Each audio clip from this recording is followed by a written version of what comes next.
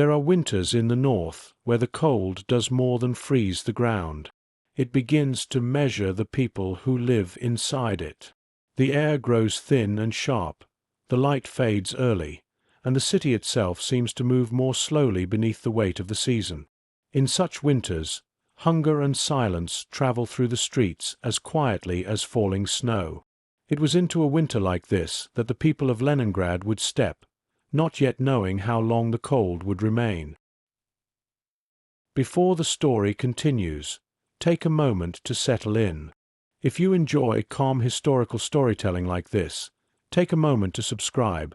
It helps these quiet stories of the past continue to find their way into the night. And let us know where you're listening from, or which moment stays with you the most. You're listening to Echoes of War. Snow gathers in the corners of streets where trams no longer move, settling softly against iron rails that have fallen silent beneath the weight of winter. The buildings stand close together, their stone walls holding the memory of warmth that no longer lives inside them. Above the rooftops, the sky is pale and distant, the kind of sky that belongs to long winters where daylight fades almost as soon as it arrives. Somewhere in the city, a door opens slowly, then closes again with careful hands. The sound is small, but in the stillness of winter even small sounds travel. Footsteps follow across a stairwell whose wooden boards creak faintly beneath worn boots. A woman descends one step at a time, holding a scarf close to her mouth. Her breath rises in the cold air of the stairwell, a thin white cloud that disappears almost as soon as it forms. Outside, the street is quiet. Not the quiet of sleep, but the quiet of exhaustion. Snow drifts against doorways and piles gently along the curbs where carts once rolled through the city carrying bread, vegetables, sacks of flour. Now the road lies mostly empty. The wind moves slowly through the avenue, carrying the dry whisper of ice crystals skimming across the frozen pavement. You notice how carefully people walk here.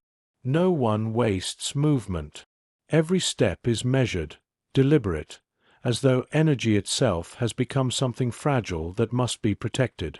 The woman joins a small line forming beside a wooden kiosk at the corner of the street. No sign hangs above the door. None is needed. Those who arrive already know why they have come. They stand quietly, shoulders drawn inward against the cold, hands hidden inside pockets or wrapped in worn gloves. No one speaks for a long time. Words cost breath, and breath rises quickly into the freezing air. Somewhere farther down the street a dog barks once, then falls silent. A man shifts his weight slowly from one foot to the other. His coat hangs loosely from his frame. When he lifts his hands for a moment to warm them beneath his arms, the sleeves slide back slightly, revealing wrists that seem almost delicate in the winter light. The line grows slowly. Another woman arrives carrying a small cloth bag. A boy stands beside her, his hat pulled low over his ears. He watches the frost gathering along the edge of the kiosk window, tracing pale shapes that spread like delicate branches across the glass. Time moves differently in a place like this. Minutes stretch quietly while the city breathes around you. The wind passes through empty streets, brushing against doorways and lamp posts, whispering along the walls of buildings that have watched many winters come and go. Yet this winter feels different. Inside the kiosk a lamp burns with a soft yellow glow. Its light flickers slightly each time the door opens, casting long shadows across the snow. The air smells faintly of coal smoke drifting through the city from distant chimneys that still manage to burn. At last the door opens again. The first person in the line steps forward slowly. No one rushes. There is no strength for rushing. A woman behind him presses a small card carefully between her fingers, smoothing its creases as if the thin paper itself holds a fragile promise. She glances once toward the street, where the early light of morning is beginning to touch the frozen rooftops. You might notice something unusual in the stillness. The city is vast, filled with thousands of buildings and miles of streets, yet the movement of life has narrowed to only a few places. Small gatherings like this one appear at corners and doorways throughout the neighborhoods. Quiet lines forming before dawn. Quiet lines dissolving again as the day grows older. They are not crowds. They are threads. Thin strands of movement that connect the inhabitants of the city to something they must return to again and again. The door opens once more. A breath of warm air slips briefly into the winter street before vanishing into the cold. The man at the front of the line steps inside, his shoulders hunched against the wind that follows him through the doorway. For a moment the others watch. Then the door closes. Snow drifts quietly across the pavement. Above the city, the sky brightens slowly, revealing rows of buildings stretching into the distance. Beyond them lie rivers, railways, forests, and frozen lakes that seem to belong to another world entirely. The city stands alone now, encircled by distance, by winter, by forces that have gathered slowly around it. But none of that is spoken here. Not yet. For now there is only the street, the line of waiting figures, and the cold morning air that settles gently across the rooftops. And you stand beside them, watching the door, waiting. Morning unfolds slowly across the frozen city. Light spreads across the rooftops in a thin grey wash, revealing chimneys that release faint columns of smoke into the brittle air. The smoke rises straight upward at first, then bends gently as the wind gathers it and carries it eastward across the sleeping districts. Somewhere beyond the horizon, beyond the forests and frozen rivers, the war continues to move like a distant storm. But here in the city, the storm has already arrived. You begin to notice it not through noise, but through absence. The streets remain largely empty even as daylight grows stronger. The iron rails that once carried electric trams through the avenues lie buried beneath frost. Their steel edges glimmer faintly where the snow has been brushed aside by passing boots. For years they carried the quiet rhythm of daily life. Workers traveling to factories, children riding beside their mothers, the gentle ringing of bells warning pedestrians to step aside. Now the rails rest without movement. At the intersection near the kiosk, the line has shifted forward by only a few steps. Those waiting seem patient in a way that feels almost practiced. A man lifts his collar higher against the wind. The boy beside his mother stamps his boots once or twice, trying to bring warmth back into his toes. No one complains. The act of waiting has already become part of the day's structure. Across the street, a bicycle leans against a fence, its wheels locked inside rims of ice. Snow has gathered along the handlebars, forming soft ridges that glow faintly under the pale sun. It may have been left there days ago, or perhaps weeks. In winter, time leaves fewer marks than you might expect. Footsteps approach along the avenue. Another woman joins the line, her movements careful but determined. She carries a folded scarf tucked beneath one arm, protecting it from the snow as if it were something delicate. When she reaches the end of the line, she nods once to the man standing ahead of her. The gesture is small, almost ceremonial, a quiet acknowledgement shared among strangers who have begun to recognize one another through repetition. Inside the kiosk, the lamp still burns. From time to time the door opens, releasing a brief cloud of warmth and the faint scent of baked grain. Each person who enters disappears for only a moment before returning to the street, clutching something carefully wrapped in paper. They leave without lingering, moving back through the snowy avenues toward apartment blocks where families wait behind dim windows. The exchange is simple. A card is presented, a portion is received, and the cycle continues. Across the wider city, similar scenes unfold at hundreds of small distribution points. Narrow stairwells carry the sound of slow footsteps. Courtyards fill with quiet figures gathering near wooden doors where clerks sit behind tables, their ink-stained hands marking ration cards one square at a time. The system still functions. But it functions with a kind of fragility that everyone seems to feel without speaking aloud. If you listen carefully, another layer of sound reaches the city. Far away, almost too distant to recognize at first, there is a low echo carried across the frozen landscape. It arrives as a faint tremor in the air, then fades again before it can fully form into something recognizable. A few people in the line glance briefly toward the southern horizon. Then they return their eyes to the door. War has a strange way of becoming background noise when survival demands attention elsewhere. The cold deepens as the morning advances. Sunlight glitters against the snow, creating fields of brightness that force the eyes to narrow against the glare.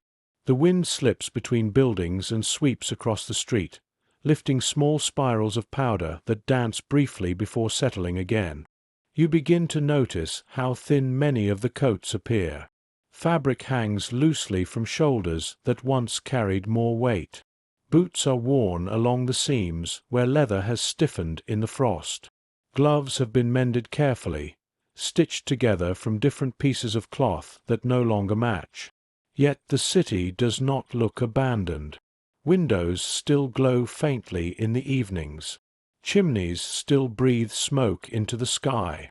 Somewhere in the distance, a factory whistle sometimes sounds, calling workers to machines that continue to turn despite everything pressing against the city's walls. Life persists here, not easily, but persistently.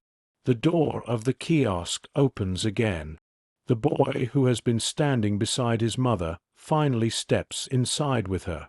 For a moment the wind carries the soft murmur of voices from within the small room.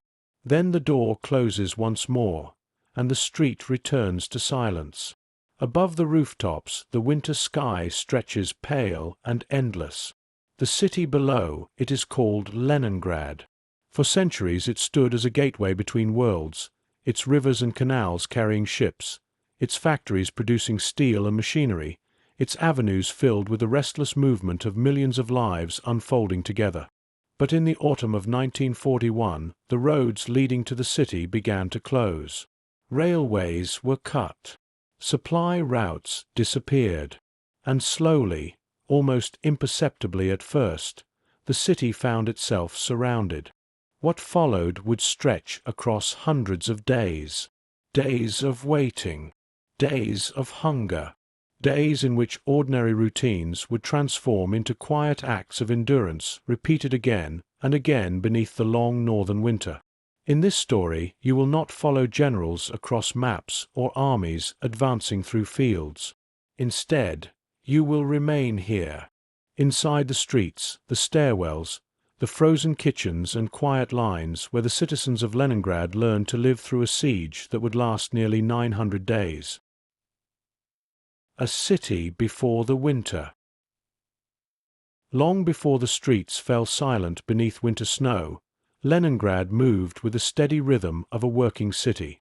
The Neva River flowed through its center like a broad ribbon of steel-blue water, dividing districts filled with factories, shipyards, apartment blocks, and grand boulevards whose stone facades carried the memory of older centuries. Bridges arched across the river at regular intervals, opening at night to allow ships to pass toward the Baltic Sea. During the day the bridges remained lowered, and the city's life moved across them in constant motion, workers crossing from one bank to the other, trucks rumbling toward industrial yards, trams sliding quietly along rails polished smooth by decades of use. From above, the city appeared almost geometric. Wide avenues radiated outward from historic squares, their long perspectives lined with trees and buildings that stood shoulder to shoulder in disciplined rows. Canals threaded through the older neighborhoods, reflecting pale northern light beneath low stone embankments. Barges drifted slowly along these waterways, carrying timber, coal, and sacks of grain that arrived through the railways feeding the city from every direction. Leningrad was not merely large. It was essential. More than 3 million people lived within its districts by the summer of 1941. Factories produced tanks, artillery shells, locomotives, and electrical machinery that traveled across the Soviet Union's immense territory. Shipyards along the Baltic assembled warships and merchant vessels whose steel hulls gleamed in the sun before sliding into dark harbor waters. In the mornings, the city awakened with a sound that could be heard across entire neighborhoods, factory whistles rising together in long metallic calls that echoed along the avenues. Workers poured through the gates of industrial complexes carrying lunch tins and folded newspapers beneath their arms. Women crossed courtyards toward textile mills. Students hurried along sidewalks toward schools and technical institutes where lectures began promptly at 8. Trams stitched the districts together. Their electric motors hummed softly as they rolled through intersections crowded with bicycles and delivery carts. Conductors stood inside narrow compartments collecting fares while passengers pressed shoulder to shoulder along the aisles, their coats brushing the metal poles that ran from floor to ceiling. The smell of wet wool, tobacco, and cold iron filled the air each winter morning as the vehicles rattled steadily toward the city center. You might notice the atmosphere of confidence that defined these streets. Leningrad carried a deep historical gravity. The city had survived revolutions, floods, and wars before. Its people walked beneath monuments and palaces built centuries earlier, reminders that their home had stood at the center of immense historical changes. This sense of permanence shaped daily life. Markets opened along wide squares where vendors arranged vegetables and bread across wooden tables. Bakers lifted fresh loaves from ovens that filled narrow streets with a warm smell of rye and wheat. Children ran across courtyards between apartment buildings whose balconies faced inward toward shared spaces where laundry lines fluttered in the wind. Evenings arrived slowly during the long northern summer. Sunlight lingered well past midnight, turning the sky a pale luminous blue that softened the outlines of buildings along the Neva. Couples walked along embankments, watching the water reflect the fading light. Music drifted from open windows where radios played orchestras performing in distant halls. The city seemed durable, immense, protected by distance and by the belief that its size alone created a kind of safety. But in June of 1941, the world beyond the forests and rivers surrounding Leningrad changed with sudden violence. German armies crossed the western borders of the Soviet Union in a massive offensive that stretched for hundreds of kilometers. Columns of armored vehicles surged eastward along roads and railways. Aircraft filled the skies above towns and cities that had awakened that morning believing themselves far from the immediate reach of war. The news traveled quickly. Newspapers appeared within hours carrying headlines that confirmed what many listeners had already heard through radio broadcasts earlier that day. The invasion had begun. At first, the city responded with urgency, but not panic. War had returned to Europe several years earlier. Many citizens believed the conflict might remain distant, contained along border regions far to the west. Leningrad's industries continued operating at full capacity, and military factories increased production schedules almost immediately after the invasion was announced. Recruitment offices filled with volunteers. Men who had finished their factory shifts walked directly toward enlistment centers, joining long lines that stretched along sidewalks beneath government banners calling for defense of the homeland. Clerks inside the offices worked quickly, stamping papers and assigning recruits to newly forming divisions. Uniforms appeared gradually across the streets. Young soldiers marched through the avenues carrying rifles whose polished barrels reflected the summer sun. Military trucks rumbled toward railway stations where entire regiments boarded trains bound for the front lines hundreds of kilometers away. From the outside, the city still functioned. Trams continued their routes. Markets remained open. The bridges across the Neva lowered each morning to welcome the flow of daily traffic. Yet beneath this surface movement, something else had begun to change. Railway timetables grew less predictable as military transports filled the tracks leading west. Freight shipments that once arrived regularly began to appear in smaller quantities. At warehouses along the city's outskirts, clerks recorded delays in deliveries of flour, grain, and livestock arriving from agricultural regions now caught in the path of advancing armies. The change was subtle at first, small enough that most residents continued their routines without interruption. But war moves through systems before it reaches people. Supply lines stretch thin. Transportation networks bend under new demands. The enormous machinery that feeds a city begins to strain long before the first artillery shell falls. You can sense this tension slowly gathering across the districts of Leningrad. In factory offices, engineers review production quotas that have suddenly doubled. Freight managers adjust schedules to prioritize military shipments moving eastward.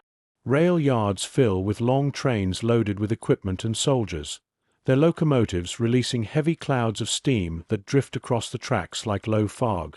Meanwhile, the front lines continue to move. German armies advance rapidly across the Baltic states, pushing toward the northwestern territories that lie between them and the great city on the Neva River. Maps in government offices grow crowded with new markings. Distances shrink. Roads that once seemed remote from the city's daily concerns now appear dangerously close. Still, most citizens of Leningrad continue living as they always have. They go to work. They shop at familiar markets. They walk along the riverbanks in the warm evenings of late summer. For now, the war remains something that happens elsewhere, something that moves across distant landscapes far beyond the horizon of the city's rooftops. But war has a quiet patience. It advances not only through armies and machines, but through the slow tightening of distance itself. And beyond the forests west of Leningrad, the distance is already beginning to close. As summer moves slowly toward autumn, the rhythm of Leningrad continues almost unchanged on the surface. The trams still glide through the avenues, though their windows are now crowded with faces reading newspapers that arrive each morning carrying maps of distant battles. The factory whistles still rise across the districts at dawn, their long metallic calls echoing through streets where workers gather in groups before entering the gates of industrial complexes. The city breathes with the same mechanical steadiness it has known for decades, a vast organism sustained by steel rails, electrical lines, and supply routes that stretch outward across the forests and fields of the Soviet Union. Yet the flow of materials that feeds this organism has begun to shift. At freight yards on the edges of the city, clerks notice how fewer wagons arrive carrying grain from the south. Timber shipments that once came regularly through the Baltic ports now appear less frequently, their routes disrupted by naval activity along the coast.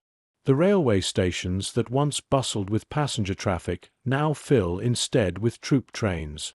Long rows of flatbed cars carry artillery pieces wrapped in canvas. Boxcars open to reveal soldiers sitting on wooden benches, their boots resting beside rifles stacked neatly against the walls.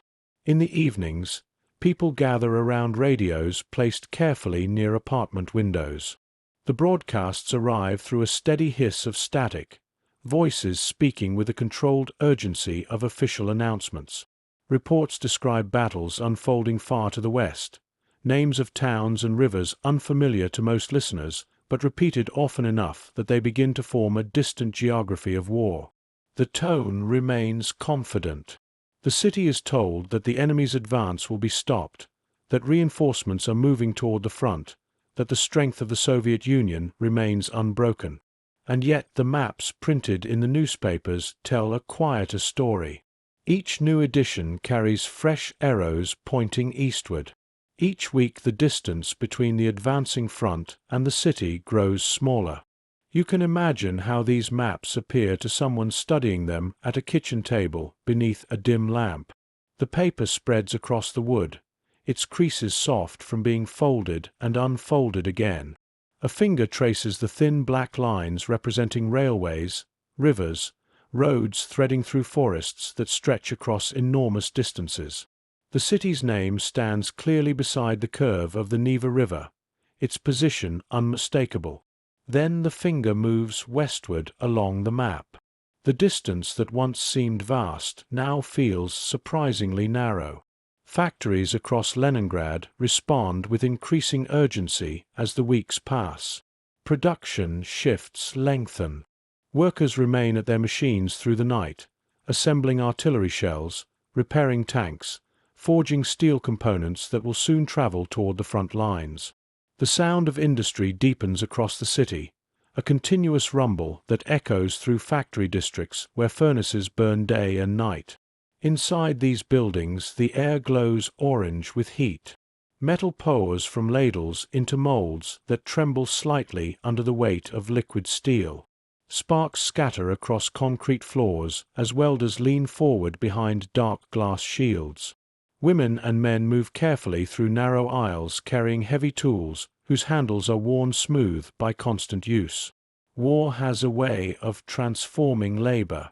Tasks that once belonged to ordinary production schedules now carry the quiet gravity of necessity. Each finished part leaves the factory with a knowledge that it may soon travel toward places where the conflict is already unfolding with terrible speed. Outside the factories, military preparations continue quietly across the city. Anti-aircraft batteries appear on rooftops overlooking wide avenues.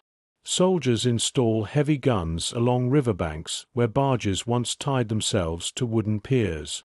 Trenches are dug along the outskirts of the city by volunteers who arrive carrying shovels borrowed from construction sites and municipal depots. From time to time, aircraft pass overhead. They travel high enough that their engines become only distant murmurs against the open sky. People pause briefly in courtyards or along sidewalks to watch the small shapes moving far above the rooftops. Some of these aircraft belong to the Soviet Air Force, flying reconnaissance missions toward the west. Others cannot be identified so easily. Life continues beneath them. Children still play in courtyards during the last warm evenings of summer. Their voices echo between apartment walls where residents lean out from balconies to watch the fading light gather over the city. Laundry lines sway gently in the wind, carrying the scent of soap through narrow spaces where neighbors exchange quiet greetings before returning indoors. The war remains present, but it has not yet reached into the smallest details of daily life. That will come later. For now, the city holds itself together through habit and routine. Bakers still arrive before dawn to prepare bread that fills neighborhood streets with its familiar smell. Teachers continue their lessons in classrooms where chalk dust settles across wooden desks. Market vendors arrange vegetables across tables beneath canvas coverings that ripple softly in the breeze. Yet somewhere beyond the forests west of the city, events are moving with relentless momentum. German Army Group North advances steadily across the Baltic region, pushing past towns whose names appear briefly in newspapers before disappearing from the headlines. Their armored divisions move along roads lined with pine forests, their engines carrying the sound of distant thunder across fields where summer crops still stand unharvested. With each passing week, the distance closes. Railway junctions fall. Highways change hands. The network of routes connecting Leningrad to the rest of the Soviet Union begins to narrow like a tightening corridor.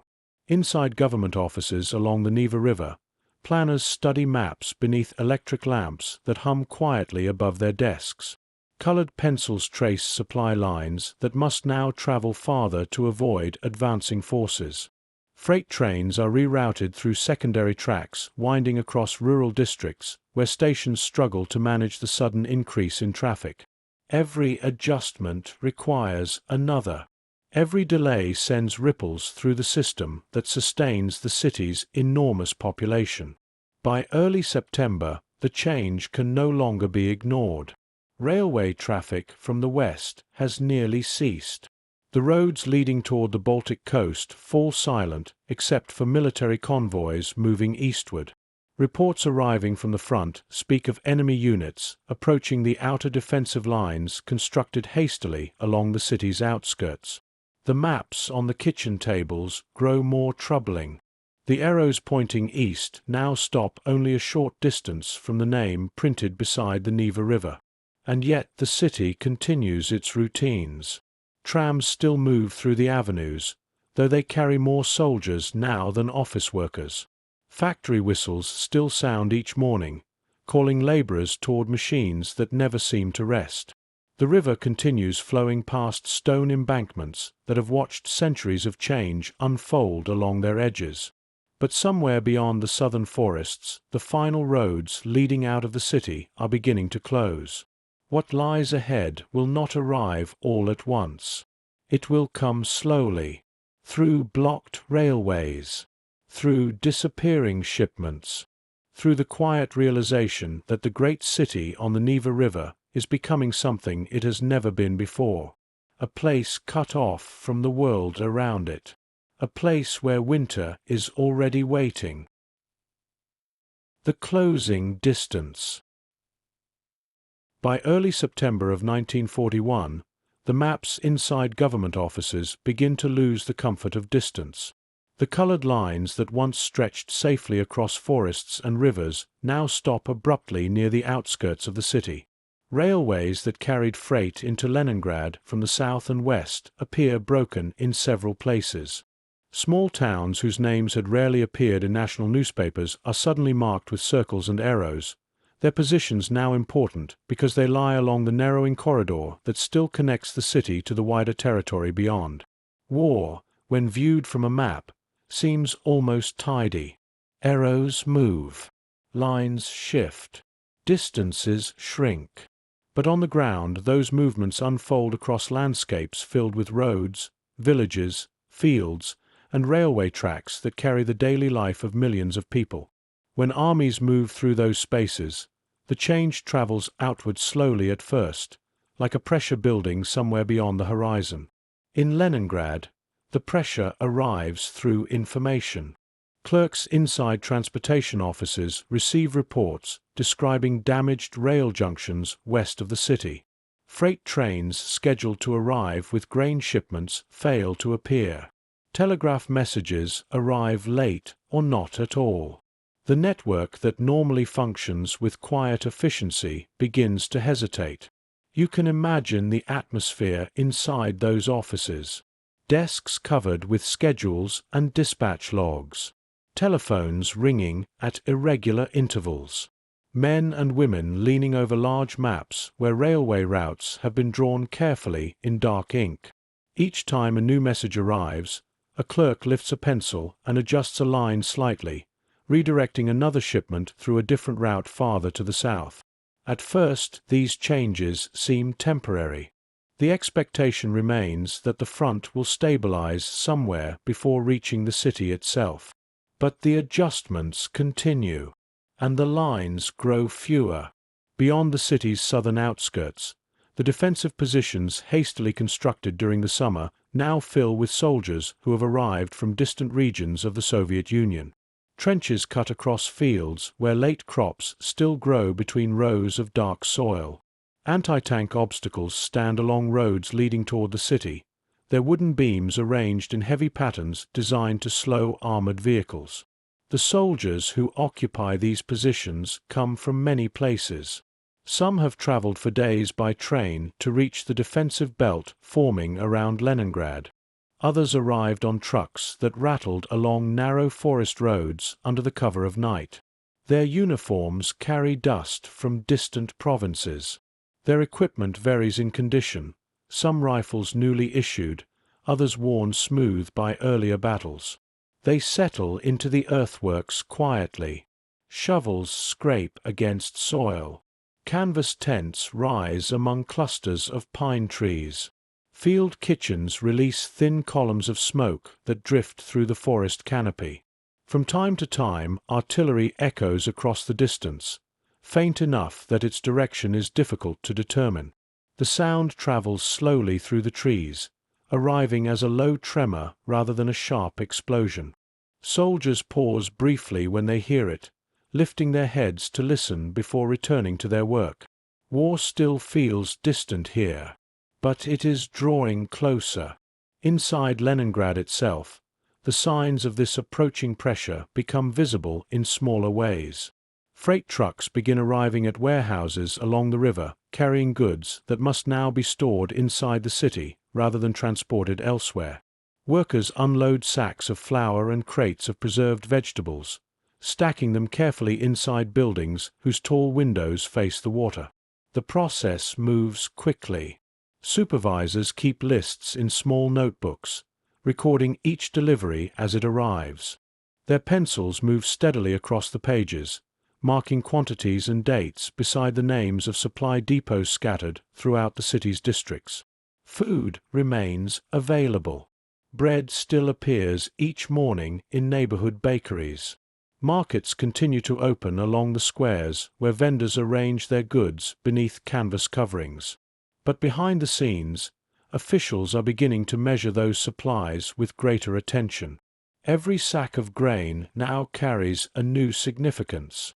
Every shipment of flour becomes something that must last longer than originally planned. In the neighborhoods where ordinary citizens move through their routines, these changes remain largely invisible. The city continues to function with the outward appearance of stability. Trams still run their routes along familiar avenues. Children walk towards schools carrying satchels filled with notebooks and pencils. Factory workers still gather outside the gates of industrial complexes as the whistles sound at dawn. Yet beneath this surface movement, the city's connection to the outside world has begun to narrow. One railway after another falls silent. Stations that once received trains from the Baltic region now stand quiet except for occasional military transports moving eastward. Tracks that carried food shipments during the summer remain empty, their steel surfaces gradually dulling beneath the early autumn rain. The narrowing corridor south of the city grows more fragile with each passing day. You can sense this change most clearly in the river ports along the Neva. Barges still arrive carrying supplies transported along inland waterways that connect the city to distant agricultural regions. Dockworkers guide these vessels carefully toward wooden piers where cranes lift cargo from their decks. The work continues with steady efficiency, but the crews know that water routes alone cannot sustain a city of this size indefinitely. Railways must function. Roads must remain open. And those connections are now under threat. Late in the afternoon, the sky above the city often fills with a thin grey haze drifting in from the south. At first glance, it appears to be ordinary cloud cover moving across the northern landscape. But sometimes, if the wind shifts slightly, the haze carries the faint smell of distant fires. No one speaks about it openly, but the city understands what it means. The front lines are moving closer, and somewhere beyond the forests and rivers that once seemed so distant, the war is preparing to arrive at the gates of Leningrad itself. As September advances, the rhythm of the city begins to adjust in subtle ways that few people fully understand at first. The mornings grow cooler. A thin frost sometimes gathers along the edges of windows before dawn, dissolving slowly when the pale northern sun rises above the rooftops. The leaves in the city's parks turn gradually from green to dull shades of yellow and rust, falling quietly across paths where children once ran freely during the summer months. Autumn in Leningrad has always carried a certain stillness, but this year the stillness feels different. The trams that continue to run along the avenues now carry soldiers sitting beside factory workers and office clerks. Their uniforms stand out against the darker coats of civilians, their boots leaving traces of mud along the metal floors as the vehicles rattle from one district to another. Some hold rifles across their knees. Others carry small canvas packs that rest against their feet as the tram sways through intersections. No one asks where they are going. The direction seems obvious. Many of these soldiers travel toward the southern outskirts of the city, where defensive lines stretch across fields and forest clearings. Others arrive from those same positions, their uniforms coated with the pale dust of roads traveled during the night. At the railway stations, the changes are more noticeable. Platforms once crowded with travelers now fill with long military trains standing motionless beneath clouds of steam. Their freight cars carry artillery pieces secured with heavy chains. Flatbeds hold trucks whose engines remain silent while soldiers sit beside them waiting for departure orders. Occasionally, a passenger train still appears along the tracks. When it does, the cars arrive filled not with tourists or business travelers, but with families carrying suitcases tied with rope. Mothers hold the hands of children who stare through the station windows at a city they may soon leave behind. Officials move along the platforms checking documents, directing some passengers toward trains bound for the east, while turning others away with brief gestures that carry the weight of decisions already made. Evacuation has begun, but it moves slowly. Railways must serve the military first. Equipment and soldiers traveling toward the front occupy most of the available space. The process of moving civilians away from the city unfolds in fragments, small groups departing whenever a train can be spared for the task. Many families remain where they are. They return to their apartments after visiting the stations, climbing staircases that echo softly beneath their footsteps. Windows open briefly to release the smell of cooking into the cool evening air. Radios continue to speak with calm authority about the progress of the war. The city listens and waits. Meanwhile, the defensive positions south of Leningrad grow more active with each passing day. Soldiers move through the forests carrying ammunition crates along narrow paths that wind between the trees. Field telephones connect trench networks to command posts hidden beneath camouflage netting stretched across low wooden structures. Trucks arrive at dusk, bringing fresh units who step down onto roads already worn by the passage of hundreds of boots. The sounds of artillery become easier to recognize now.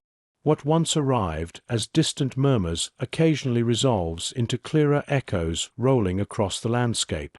Sometimes the horizon glows faintly after sunset, the brief flicker of explosions too far away to see clearly, but close enough to feel in the ground beneath your feet. In Leningrad, the city continues its routines. Factories operate through the night, their windows glowing faintly across entire districts. Inside, workers stand at machines whose steady rhythm fills the air with the smell of oil and hot metal. Production quotas increase again as military planners demand more equipment for the defensive forces gathering along the approaches to the city. The work rarely pauses. Fatigue spreads slowly through the labor force, but few complain. Many understand that the machines surrounding them now represent more than ordinary industry. Each tank component assembled inside these buildings may soon travel to the very fields where soldiers attempt to slow the enemy's advance. War has moved closer, but the city still breathes. In neighborhoods along the canals, residents gather quietly in the evenings beside apartment windows that look down upon narrow streets. Some sit beside radios listening for new announcements. Others read newspapers whose pages rustle softly in the dim light of kitchen lamps. The conversations remain careful. Speculation about the front lines circulates in low voices, often followed by long silences as listeners consider what the shifting maps might mean for the city itself. No one wants to imagine the possibility that the war could arrive here. Leningrad has always seemed too large, too important. Surely the fighting will stop somewhere beyond the outer defenses.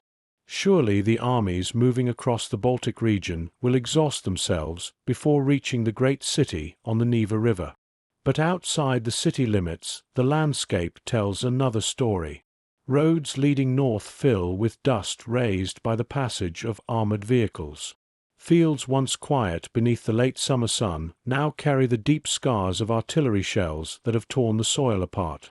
Villages stand empty along forest edges where civilians fled days earlier, leaving doors swinging slowly in the wind. And gradually, almost imperceptibly, the final connection between Leningrad and the wider world begins to close. Railways disappear one by one. Roads fall silent. The corridor through which supplies once flowed toward the city narrows until it becomes little more than a fragile thread stretching across the landscape. Inside the city, few people yet understand the full meaning of this change. The bakeries still open. The trams still move. The river continues to flow beneath the bridges where pedestrians cross each day without pausing. But beyond the southern forests, the last routes are slipping away. Soon the city will stand alone. And when winter arrives across the northern plains, the great city on the Neva River will find itself surrounded. The ring tightens. By the middle of September, the change that has been gathering quietly across the city becomes harder to ignore. The mornings arrive colder now.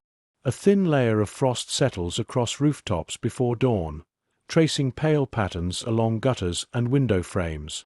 When the first light appears over the Neva River, the frost dissolves slowly, dripping from metal railings and stone ledges into narrow streams that vanish along the pavement. The air carries a sharper edge. People walk a little faster through the streets, their coats pulled closer around their shoulders as autumn deepens across the northern city. The sound of footsteps grows more distinct in the cold air, echoing softly between buildings whose stone facades trap the chill inside the avenues. But it is not the weather alone that has changed. At the railway stations, entire platforms now stand empty where trains once arrived hourly from distant provinces. The departure boards that once listed routes to cities across the Soviet Union display fewer destinations each day. Clerks behind the ticket windows continue their work with quiet discipline, but most of the conversations now end with the same explanation delivered in patient voices. The trains are no longer running. Not in that direction. Beyond the city limits, the railway lines have begun to fall under enemy control. Bridges that once carried freight trains across rivers and marshlands are now silent or destroyed. The last supply routes have become unreliable, their schedules interrupted by fighting moving steadily closer. You can see the effect of this change most clearly in the freight yards along the southern edge of the city.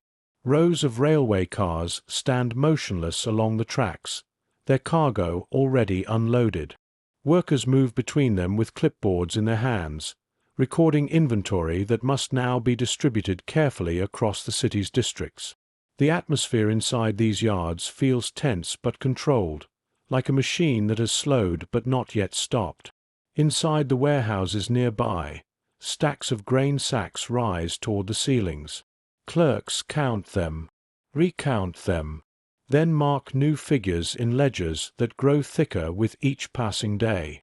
The question is no longer how quickly supplies can arrive. It is how long the existing reserves might last. For now the system continues to function. Bread still appears in bakeries each morning. Markets still open along the squares where citizens gather to purchase vegetables and preserved foods that remain available through official distribution channels. But the quantities begin to change. Portions grow slightly smaller. Queues grow slightly longer. The adjustments happen gradually enough that many residents simply accept them as temporary inconveniences brought by the war. But beyond the city, the front lines are no longer moving slowly. German forces advancing from the southwest capture the final railway junctions that once connected Leningrad to the interior of the Soviet Union. Armored units move along roads cutting through forests and farmland, sealing the remaining routes through which supplies might reach the city by land. The movement happens quickly. Within days, the last major railway line falls silent. The roadways that once carried trucks loaded with grain, livestock, and fuel stand empty beneath drifting autumn leaves. The ring has closed. Leningrad is now surrounded. Inside government offices across the city, the realization spreads quietly through a network of telephones and written reports. Officials gather around large maps where colored pencils mark the positions of enemy units encircling the region. The lines drawn across the paper form a shape that no one had wanted to see. A circle. Beyond that circle lie hundreds of kilometers of occupied territory. Inside it stands a city of more than 3 million people. The first response arrives quickly. Orders move through administrative channels, directing all available food reserves to be placed under strict control. Warehouses are sealed and guarded by soldiers. Distribution schedules are revised so that supplies can be rationed across the population for as long as possible. At first, the changes appear modest. Citizens visiting bakeries notice that each purchase now requires a ration card issued by local authorities. Clerks behind the counters punch small holes into the cards beside printed numbers that indicate how much bread each person may receive during the week. The system is familiar. Rationing has existed before during difficult periods of war.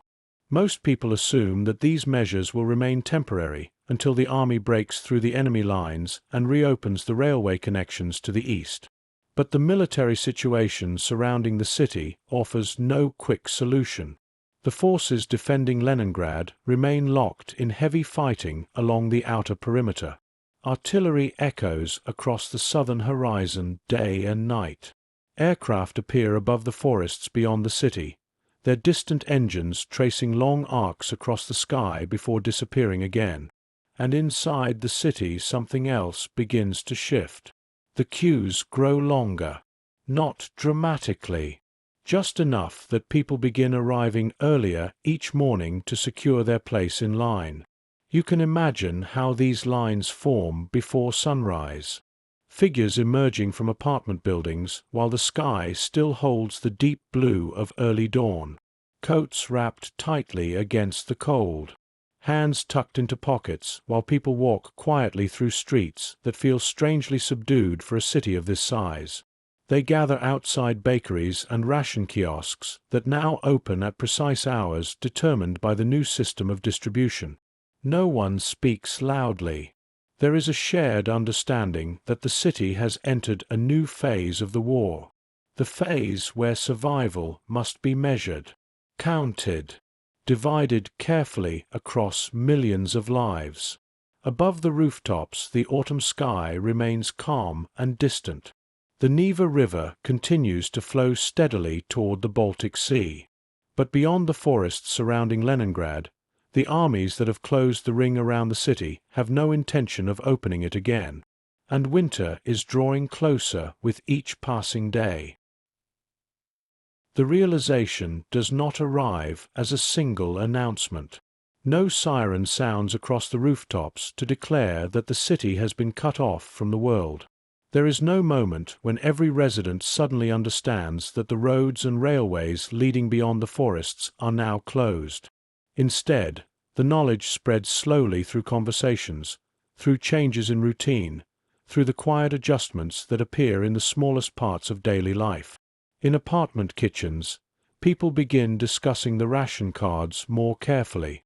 The cards themselves are simple pieces of paper issued by district offices. They carry printed grids divided into small squares, each square representing a portion of bread allowed for a specific day. Clerks at distribution points punch the paper with small metal tools that leave precise circular holes in the cardboard. The system feels orderly, even reassuring. Each citizen now possesses a document that promises a daily share of food. But the numbers printed beside those squares are smaller than many expected. Workers in heavy industry receive the largest allocations.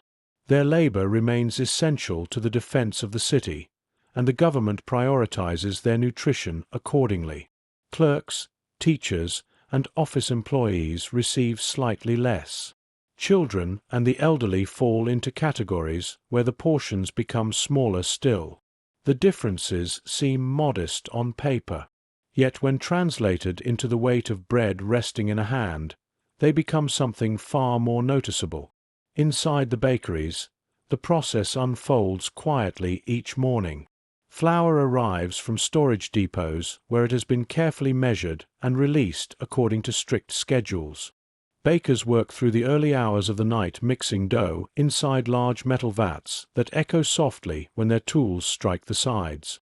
The smell of rising bread fills the rooms, drifting outward through open doors into streets where lines of citizens have already formed before dawn.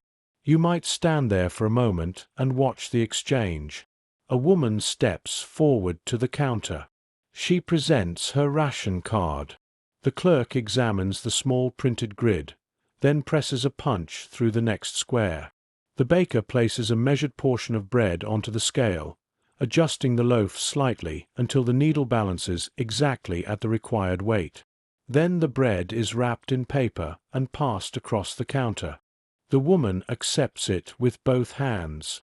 She leaves immediately, walking carefully through the street with a small package tucked close to her coat as if protecting something fragile. Across the city, the same exchange repeats itself thousands of times each day. It becomes a ritual, a quiet, disciplined rhythm that organizes the mornings of Leningrad's citizens. Yet the bread itself is changing. At first, the difference is subtle enough that few comment on it openly. The loaves appear darker than before, their texture slightly heavier. Bakers have begun stretching the flour with additional ingredients that help extend the available supply. Small amounts of bran and other substitutes enter the mixture, altering the flavor in ways that experienced bakers notice immediately. But bread remains bread, and for now the city still receives it daily. Elsewhere in Leningrad, the effects of the siege appear through other adjustments. Fuel grows harder to obtain. The autumn nights lengthen, bringing colder air that slips easily through the windows of older apartment buildings. Residents begin collecting pieces of scrap wood or broken furniture to feed the small stoves that heat their kitchens.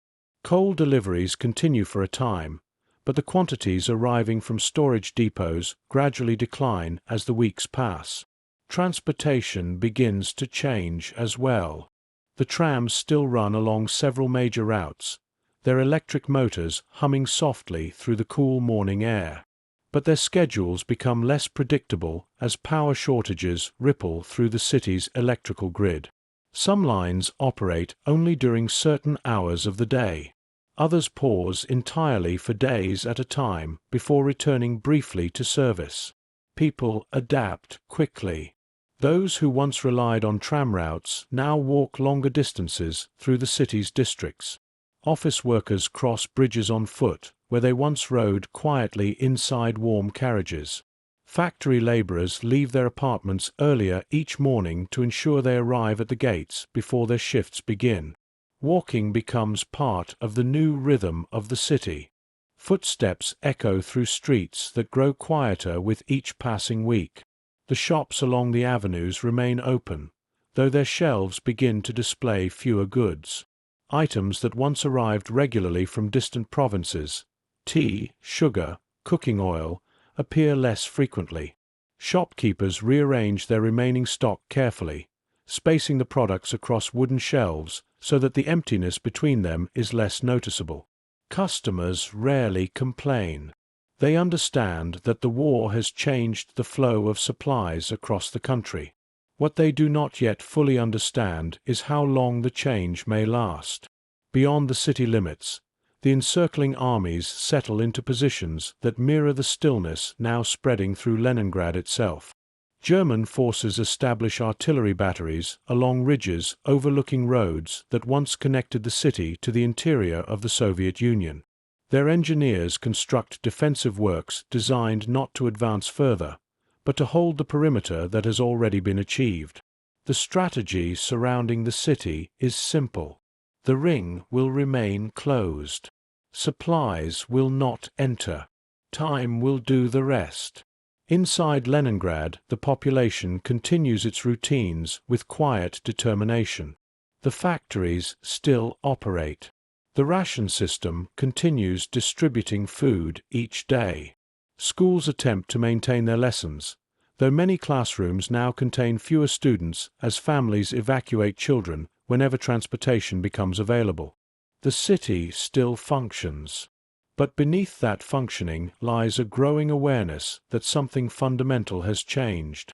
The great industrial center on the Neva River is no longer connected to the vast network of railways and roads that once fed its enormous population. It now stands alone. And as the days shorten and the air grows colder, the citizens of Leningrad begin to understand that the coming winter will arrive not as a passing season, but as a test. The measured loaf. Autumn deepens across Leningrad with a quiet patience that belongs to northern cities. The leaves that once colored the parks now lie scattered along the avenues, pressed flat beneath the steady passage of boots. Rain arrives more frequently as the weeks pass, falling in long gray curtains that blur the outlines of buildings and soften the sound of footsteps against the pavement. The Neva River carries this rain slowly toward the Baltic Sea, its wide surface dark beneath a sky that seldom clears completely. Inside the city, the ration system continues to shape each morning. Before the first hint of daylight touches the rooftops, doors open along narrow stairwells where residents step quietly into the street. Their breath forms pale clouds in the cool air as they move toward bakeries and distribution kiosks scattered across the districts. Many carry small cloth bags folded beneath their arms. Others bring simple baskets whose woven handles have grown smooth through years of use. The lines begin forming while the sky is still dark. At first only a few figures stand beside the closed doors of the bakeries, shifting their weight from one foot to the other while the wind moves slowly through the empty streets. Then others arrive, emerging from courtyards and apartment blocks that surround the neighborhood squares. By the time the baker unlocks the door, the line stretches quietly along the sidewalk. No one pushes forward. No one raises their voice. The ritual has already settled into the habits of the city. Inside the bakery, the air remains warm from the ovens that have been burning through the night. Bakers move steadily between wooden tables dusted with flour that glows faintly in the lamplight. Large trays carry rows of loaves whose dark crusts crack slightly as they cool. The bread no longer resembles what it once was. The mixture inside the dough has changed again. Bakers now combine flour with additional fillers that stretch the limited grain reserves stored in the city's warehouses. Some of these additions come from milling byproducts that once would have been discarded. Others arrive from experimental mixtures developed by food technicians searching for ways to preserve the flour supply for as long as possible. The result is heavier, denser, yet it still carries the essential form of bread, and that alone gives it value beyond measure. The scale beside the counter becomes the most important instrument in the room. Each portion must be weighed carefully. Not 1 gram more, not 1 gram less. The clerk stands beside the scale with the ration cards arranged neatly across the counter. When the door opens and the first customer steps inside, the process begins exactly as it has every morning since the system was introduced. A card appears. A square is punched. A portion is weighed. The bread passes from one pair of hands to another. Outside, the line moves forward slowly. You might watch the expressions of those waiting. Most faces remain calm, though the calmness carries a kind of inward focus. People study the pavement or the backs of the coats ahead of them. Occasionally someone glances toward the bakery door when it opens, letting the warm smell of bread drift briefly into the cold air before the door closes again. The smell itself has become powerful. Even diluted by the autumn wind, it carries a quiet promise. Inside the bakeries across Leningrad, that promise repeats itself thousands of times each morning. Meanwhile, inside the warehouses where the city's grain reserves are stored, the counting continues. Officials move through long aisles where sacks of flour stand stacked in tall rows reaching nearly to the ceiling. Each sack carries markings indicating its origin and weight. Clerks record these numbers carefully in ledgers whose pages grow crowded with figures written in steady pencil strokes. The calculations are relentless. How many tons remain? How many loaves can be produced?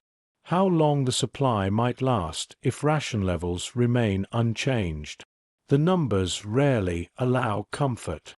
The city was never designed to live from its own reserves. Before the war, Leningrad relied on a constant stream of shipments arriving through railways and waterways that connected it to distant agricultural regions. Grain flowed into the city in enormous quantities each month. Livestock arrived from farms far beyond the horizon. The markets and bakeries that filled the districts depended entirely on that steady movement. Now the movement has stopped. What remains inside the warehouses must be divided across millions of people whose daily survival depends on careful arithmetic performed in quiet offices throughout the city. The responsibility weighs heavily on those who manage the system. Each adjustment carries consequences that will ripple outward through every neighborhood. A small reduction in the bread ration might extend the reserves for several additional days. But it also means that every citizen will feel the difference immediately. For now the authorities hesitate. The current rations remain in place as long as possible. But the calculations continue, and outside the warehouses, the lines grow longer. The change is subtle. A few more people arrive earlier in the morning. A few more minutes pass before the final customer receives their portion. Yet the pattern repeats itself across the city's districts with a consistency that is difficult to ignore. The siege has begun to shape the daily rhythm of Leningrad, and the bread that passes across those bakery counters has become the quiet center around which the entire city now revolves. As the weeks pass, the bread lines begin to reshape the geography of the city. They appear in nearly every district, forming quiet arcs along sidewalks outside bakeries, ration kiosks, and municipal distribution offices. The lines stretch beside tram tracks where the rails glisten faintly with moisture from the autumn rain. They extend along the edges of narrow courtyards where apartment buildings lean toward one another across small squares paved with worn stones. At first these gatherings seem temporary, a feature of wartime adjustment that might fade once the situation beyond the city improves. But the pattern repeats each morning with a steadiness that gradually becomes part of the landscape. People learn to recognize one another through repetition. The same figures appear at the same positions in the line day after day, their coats and scarves familiar even if their names remain unknown. A man who arrives before dawn stands near the front each morning, his hat pulled low against the wind. Behind him, a woman often carries a small woven basket whose handle has been wrapped carefully with cloth to prevent it from breaking. They rarely speak. The shared experience of waiting creates a quiet understanding that requires few words. Sometimes a conversation begins softly between neighbors who recognize one another from the surrounding buildings. The voices remain low, respectful of the stillness that settles over the city during these early hours. Topics drift gently between the practical details of daily life. How much coal remains in the stove, whether the tram line along the main avenue operated the previous afternoon, which shops might still have cooking oil available behind their counters. News of the war travels through these lines as well. Fragments of information arrive from relatives serving in the army, or from broadcasts heard through radios placed beside kitchen windows the night before. Each piece of news passes quietly from person to person, reshaped slightly with each retelling as listeners attempt to understand the larger picture unfolding beyond the city's encircling forests. But the bread remains the central concern. The weight of each portion matters. People study the loaves carefully when they leave the bakeries, measuring them in their hands with a silent precision that grows sharper each day. Even the smallest variation becomes noticeable now, because the bread has become more than a food. It has become a calculation. Inside the bakeries, the bakers themselves feel the pressure of this responsibility. Their work begins long before the lines appear outside. In the darkness of early morning, they stand beside large mixing vats where the dough turns slowly beneath heavy paddles powered by electric motors. The ingredients poured into those vats have grown increasingly complex. Flour remains the foundation, but it no longer arrives alone. Bran from grain milling is added to extend the supply. Small quantities of other materials, substitutes developed through careful experimentation, enter the mixture to provide structure when flour alone cannot be spared. The resulting dough behaves differently beneath the baker's hands. It is heavier, less elastic, more reluctant to rise. Yet the bakers adapt with practiced skill. Their movements remain steady as they divide the dough into measured portions that will later be weighed precisely before reaching the customers waiting outside. The ovens burn constantly. Heat radiates through the rooms where the loaves bake in long rows upon metal trays. The smell of the bread drifting through the building carries a mixture of grain and something slightly bitter, a scent that lingers on clothing long after the shift has ended. The bakers know what the people outside are waiting for. They understand that each loaf leaving the ovens represents the day's most important exchange between the city and its citizens. Elsewhere in Leningrad, similar adjustments appear across other aspects of daily life. Restaurants that once served warm meals have largely closed their doors, their kitchens now silent except for the occasional government canteen reserved for factory workers. The markets that once displayed colorful arrays of vegetables and meats now offer far fewer goods. Vendors stand beside tables holding modest selections of preserved foods or root vegetables that arrived before the siege tightened around the city. Fuel continues to grow scarce. Coal reserves stored in municipal depots decline steadily as colder nights settle across the region. Residents begin dismantling small wooden structures in courtyards, old sheds, fences, and used crates, to provide additional material for the stoves that heat their apartments. The work is done quietly, often during the afternoon hours when neighbors gather in shared spaces to divide the salvaged wood among several households. The changes accumulate slowly. None of them appear dramatic when viewed individually, but together they form a new pattern shaping the city's existence. The people of Leningrad begin to organize their days around the requirements of survival. Morning belongs to the bread line, afternoon to work in factories or offices that continue operating despite the tightening siege, evening to the careful management of whatever fuel remains available for cooking or warmth. Beyond the city's boundaries, the forces encircling Leningrad maintain their positions with deliberate patience.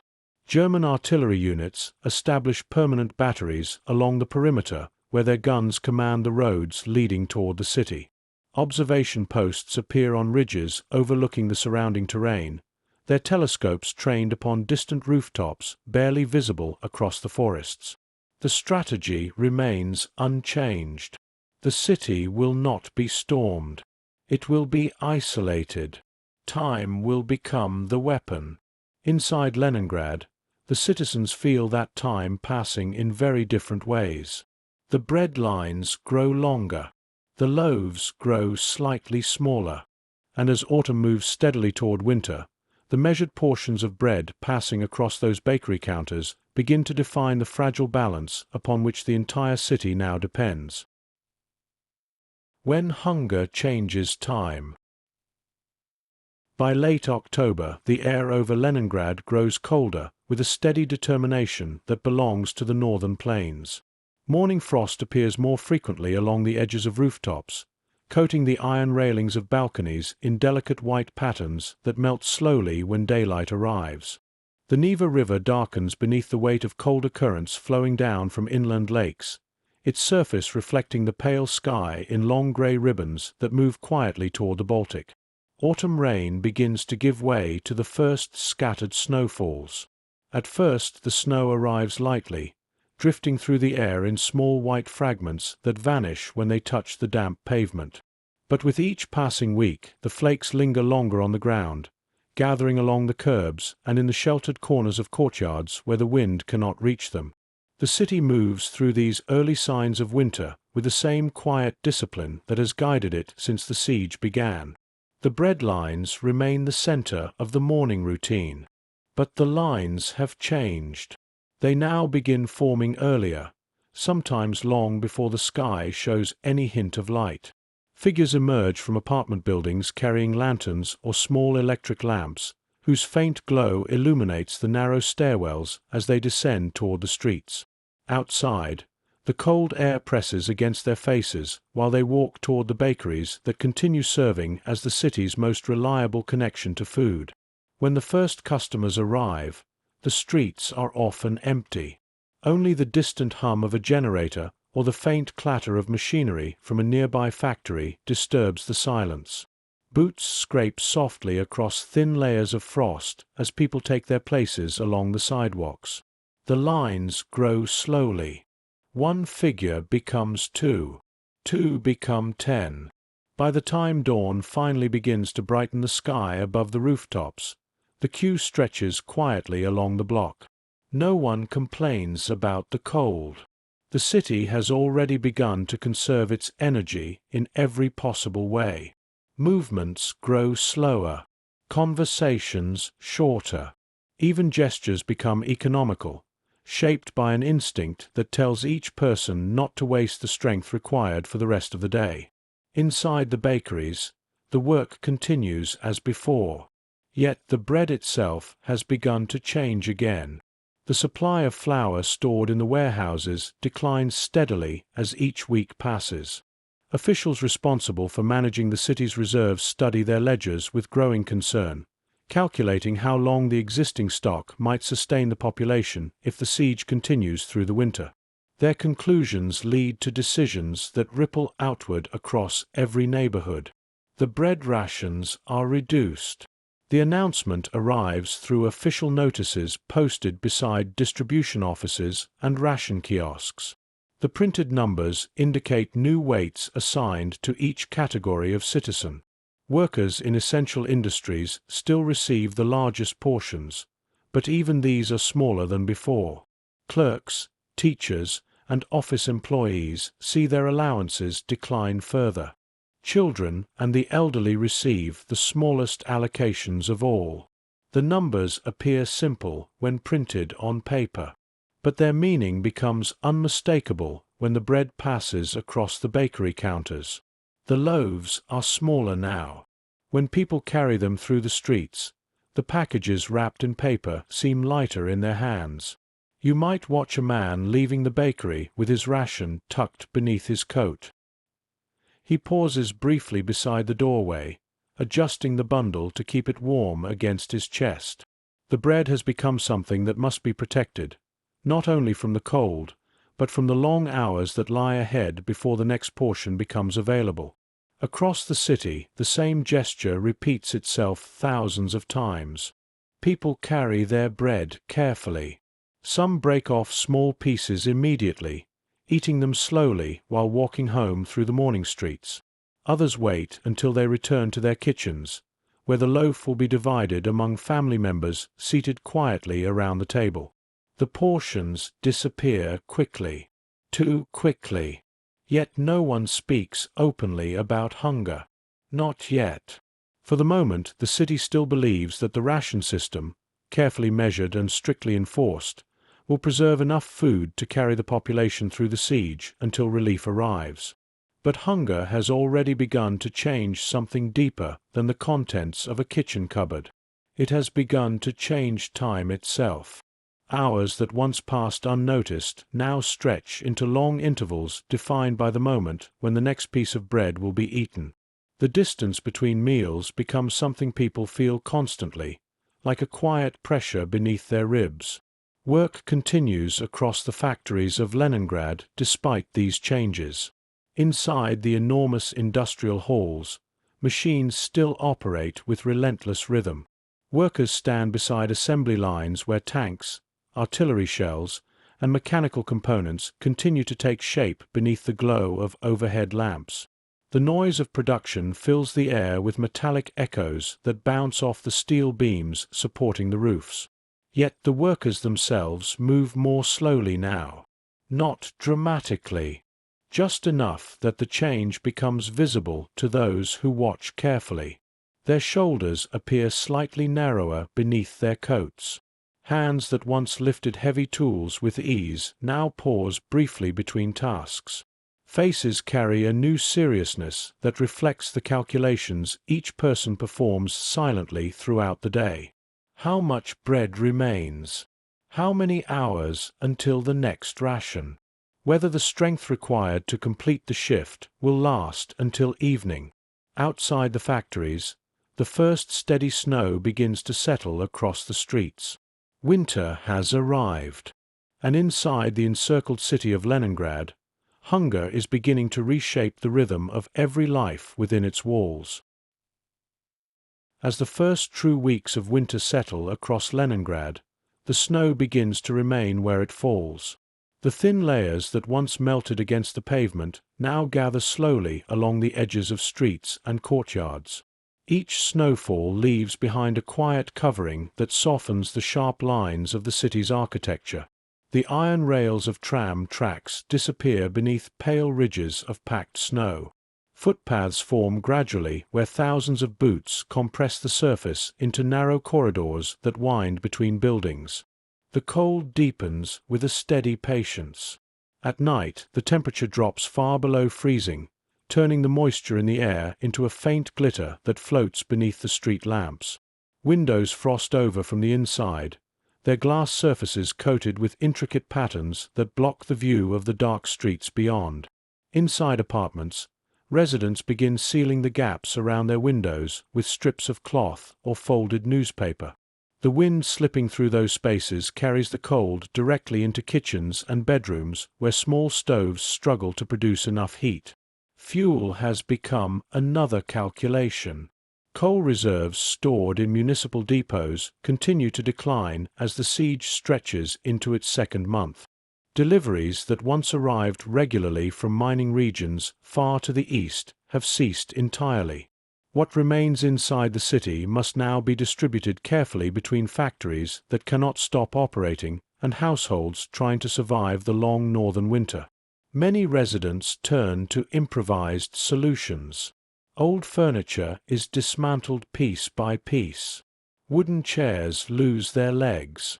Tables shrink gradually as their boards are removed and fed into small iron stoves whose narrow chimneys carry thin trails of smoke above the rooftops. The work is done quietly. Neighbors sometimes gather in shared courtyards to divide the salvaged wood between several apartments. A broken cabinet becomes fuel for multiple families.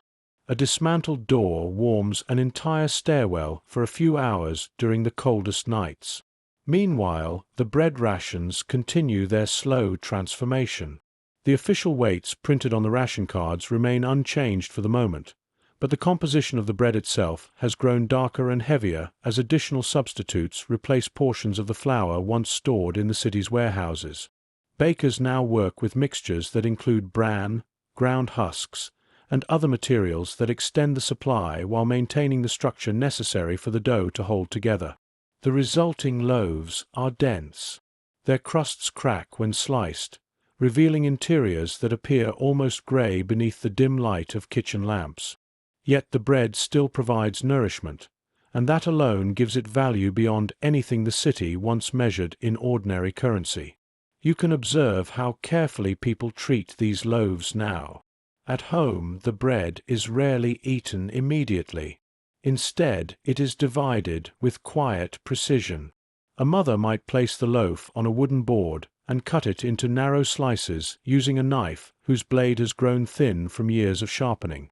Each slice is examined before being placed beside a small cup of tea or a bowl containing whatever additional food remains available in the household. Often there is little else. Potatoes appear occasionally when small reserves can still be found in markets or storage cellars. Cabbage and root vegetables sometimes arrive through municipal distribution channels, though the quantities rarely satisfy the demand created by millions of residents seeking to supplement their daily bread. Still, the city continues to function. Factories remain open, their production essential to the defense of Leningrad. Workers move through the gates each morning wrapped in layers of clothing that protect them from the cold during their walk across the city. Many carry their bread rations inside small bags tucked close to their bodies, eating portions slowly throughout the day in order to sustain their strength. Inside the factory halls, the atmosphere has begun to change. The machines still operate with the same relentless rhythm, but the workers standing beside them now pause more frequently between tasks. The cold inside these vast buildings can be severe, especially during the early hours before the furnaces have fully warmed the air. Breath becomes visible as pale clouds drifting upward beneath the steel rafters. Conversations grow quieter. The energy once spent on casual discussion now belongs to the work itself. And beyond the walls of these factories, the siege tightens its quiet pressure around the city. German artillery units positioned along the encircling perimeter occasionally fire shells toward the outskirts of Leningrad. The explosions rarely strike the central districts, but their distant echoes remind the population that the enemy remains close enough to reach them at any moment. Sometimes aircraft appear above the city as well. Their engines approach from the southern horizon before fading again into the pale winter sky. Anti-aircraft guns positioned on rooftops and along riverbanks follow these movements carefully, their crews watching through binoculars that glitter faintly in the cold sunlight. The war has not disappeared. It has simply become another element of the city's daily environment. Snow falls. Bread is measured. Factories operate. Artillery echoes in the distance. And within this steady rhythm, hunger begins to deepen its presence. It does not arrive all at once. Instead, it grows quietly within the spaces between meals, within the long hours spent working in cold buildings or walking across frozen streets where the wind moves without obstruction.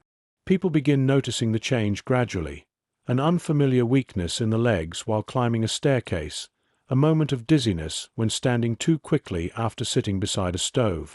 These sensations remain private at first. Few speak openly about them, but they spread slowly through the population like an invisible tide rising beneath the surface of daily life. Winter has truly arrived, and inside the encircled city of Leningrad, hunger is beginning to shape not only the rhythm of the day, but the strength with which each citizen can meet it. The winter that does not end. By November, winter settles across Leningrad with a weight that seems almost deliberate. Snow no longer arrives as scattered flurries drifting briefly across the streets.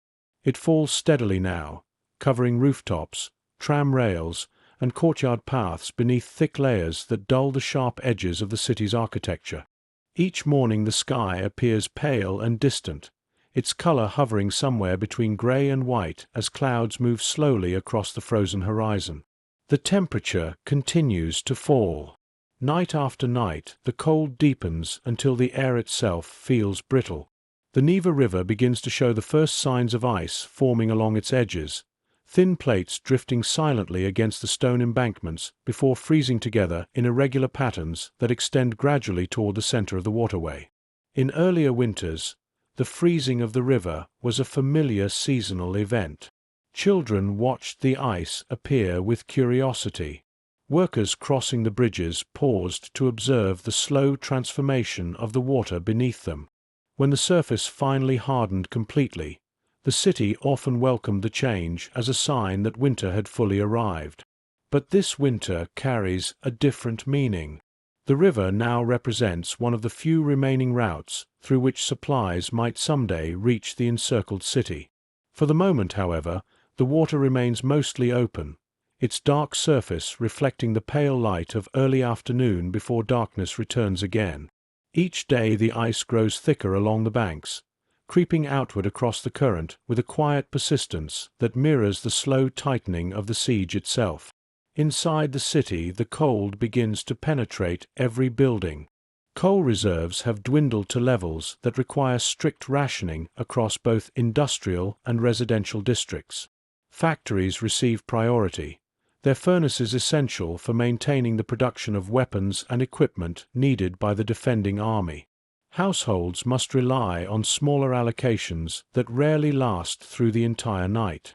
In apartment blocks across Leningrad, residents adapt as best they can.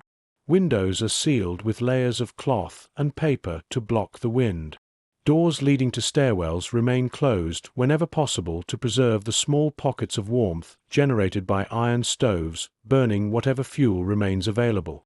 Families gather together in single rooms where body heat can be shared beneath heavy blankets that grow increasingly valuable as the temperature drops. The cold reshapes daily life. Tasks that once required little effort now demand careful planning. Water drawn from taps freezes quickly if left unattended. Buckets must be filled and used promptly before the contents turn solid. Laundry becomes difficult to dry, leaving garments stiff with frost when hung near windows or in unheated corridors. The streets themselves grow quieter as the cold intensifies. Fewer people linger outdoors beyond the time required to obtain bread or reach their places of work. Footsteps move quickly across packed snow paths carved between tall drifts that rise along the edges of the avenues. The wind sweeps through open intersections carrying fine crystals of ice that sting the face when caught unexpectedly. Yet the bread lines continue. Even in this deepening winter, the citizens of Leningrad gather before the bakeries each morning. Their coats grow heavier with additional layers of cloth sewn or tied beneath the outer fabric. Scarves cover mouths and noses, leaving only narrow openings through which breath escapes as pale clouds drifting upward into the cold air. The lines appear longer now, not because more bread is available, but because people arrive earlier. They know the cold will slow every movement inside the bakeries themselves. Dough stiffens in the unheated rooms where it is prepared. Bakers must work longer to produce the same number of loaves that once filled the shelves before dawn. Inside the bakeries, the ovens struggle to maintain their heat. Fuel shortages affect these buildings as well. The fires must be managed carefully so that enough warmth remains to bake the day's bread while conserving whatever coal or wood can be spared from other essential uses. The loaves emerging from those ovens have changed once again. The mixture now contains even less flour than before. Substitutes, ground husks, bran, and other materials, occupy an increasing share of the dough. The bread grows darker and more compact with each passing week, its weight carried less by grain and more by necessity. But the scales remain precise. The ration system continues to enforce its measurements with strict discipline. Clerks punch the ration cards with the same small tools, marking each day's portion with careful attention to the printed grid. The city still believes in the system. As long as the bread continues to appear each morning, there remains a fragile sense that the balance between supply and survival can be maintained. Beyond the city's perimeter, the armies encircling Leningrad remain patient. German artillery positions occasionally send shells toward the outskirts, but the larger strategy remains unchanged. No attempt is made to storm the city directly. Instead, the siege relies on isolation, allowing the winter and the shrinking supplies inside Leningrad to do their quiet work. The soldiers stationed along those distant lines watch the same snow falling across the forests and fields that surround the city. They see the lights of Leningrad glowing faintly at night beyond the frozen landscape. And they wait. Inside the city, the waiting has begun as well. But it is a different kind of waiting. A waiting measured not in days or weeks, but in bread, and in the slow advance of a winter that shows no sign of ending. As November moves toward December, the cold settles deeper into the bones of the city. The temperature falls steadily, often dropping far below what the residents of Leningrad had once considered an ordinary winter night. The air becomes so sharp that each breath feels heavy in the chest, and the wind moving between buildings carries a dry whisper of ice that gathers in every corner of the streets. Snow continues to fall, though it no longer arrives as soft, drifting flakes. Instead it comes with the wind, driven across the city in long pale streams that sweep along the avenues and pile against walls, stairwells, and the entrances of courtyards. Residents must clear narrow paths through these drifts simply to reach the street each morning. You can imagine the sound of the shovels scraping against frozen pavement, metal striking ice, breath rising in slow clouds while neighbors work side by side in silence, clearing enough space for people to pass. The effort required for even these small tasks has grown greater. Hunger now lives quietly within the bodies of the city's residents, draining strength from muscles that once performed ordinary work without thought. Movements become careful and deliberate, guided by the instinct to preserve whatever energy remains for the long hours ahead. Inside the factories, the machines continue their steady rhythm. But the workers who operate them have begun to change in ways that can no longer be ignored. Their faces appear thinner beneath woolen caps. Hands wrapped in worn gloves move more slowly between tasks. The weight of the tools they lift each day seems heavier than before, even though the tools themselves have not changed. Supervisors watch this transformation with quiet concern. Production quotas remain high, and the defense of the city depends on the continued output of weapons and equipment. Yet the human bodies responsible for operating the machines are beginning to show the strain created by weeks of insufficient nourishment. Some workers pause more frequently beside the furnaces, where warmth spreads briefly through the cold air of the factory halls. Others lean against steel beams during short breaks, their shoulders rising and falling with slow, controlled breaths. Still they continue. The city has no choice. Meanwhile, the ration system faces another adjustment. Officials studying the ledgers inside the supply offices have reached a conclusion that cannot be avoided any longer. The reserves of flour stored within the warehouses are declining faster than expected. Even with the addition of substitutes in the bread mixture, the calculations show that the current ration levels cannot be sustained for much longer. A new announcement appears beside the distribution kiosks. The bread rations will be reduced again. This time the numbers change more dramatically. For industrial workers, the daily portion falls to a smaller weight than any previously issued. Clerks and office employees see their rations decline even further. Children and the elderly now receive amounts so modest that the slices cut from each loaf appear thin enough to see light through their edges. The news spreads quickly through the bread lines. Yet the reaction remains remarkably calm. Perhaps this calmness comes from exhaustion. Perhaps it reflects the understanding that the city has already entered a struggle where emotion must be conserved just as carefully as food or fuel. People accept the smaller portions without protest. They fold their ration cards carefully after each purchase, tucking them into pockets where the fragile paper remains protected from snow and moisture. The cards themselves have become objects of immense importance. Without them, access to bread would disappear entirely. In kitchens across Leningrad, the daily meal grows even more modest. A loaf is placed on the table. It is divided with quiet precision. Each person receives a slice measured by weight rather than hunger. Sometimes tea accompanies the bread. Sometimes a thin soup prepared from cabbage leaves or whatever small vegetables remain in the household stores.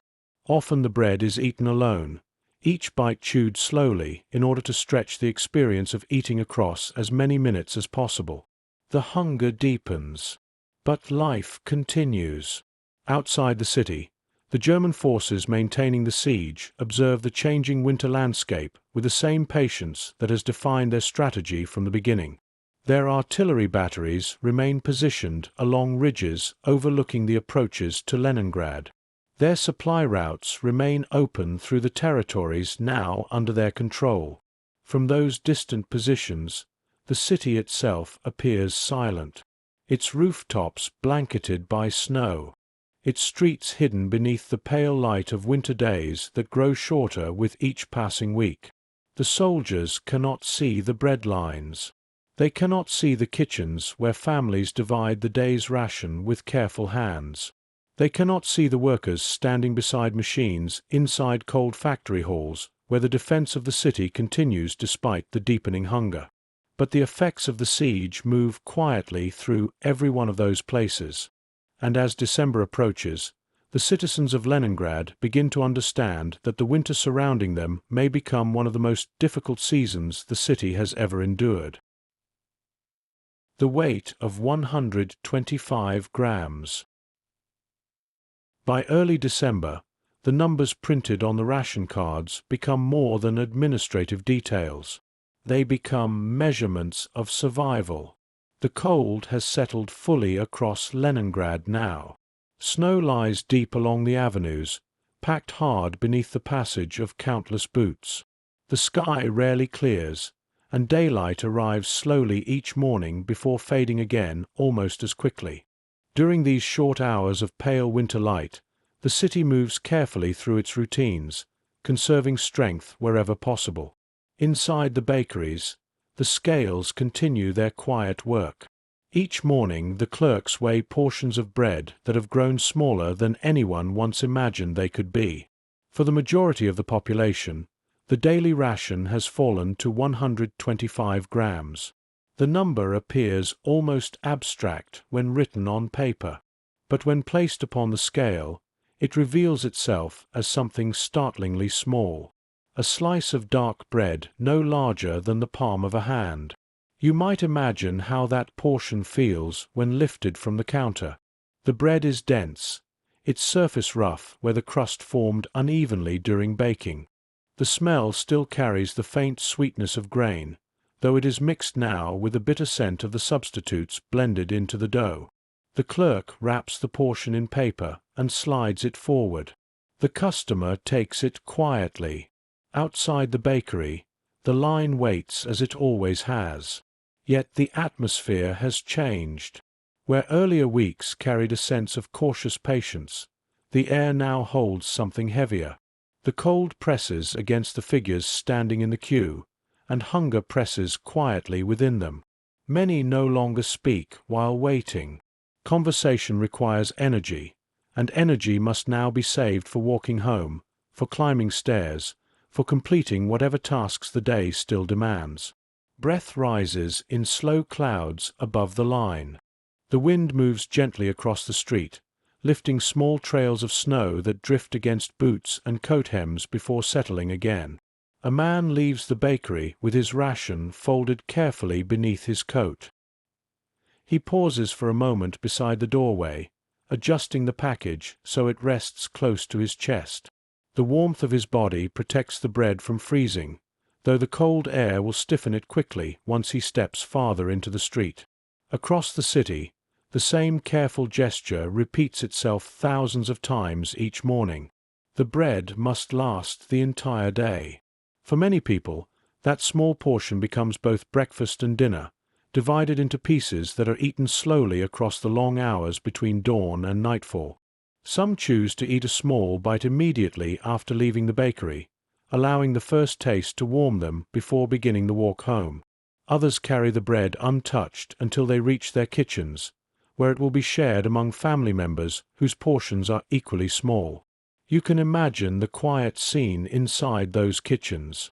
A wooden table stands beneath a window whose glass is clouded with frost.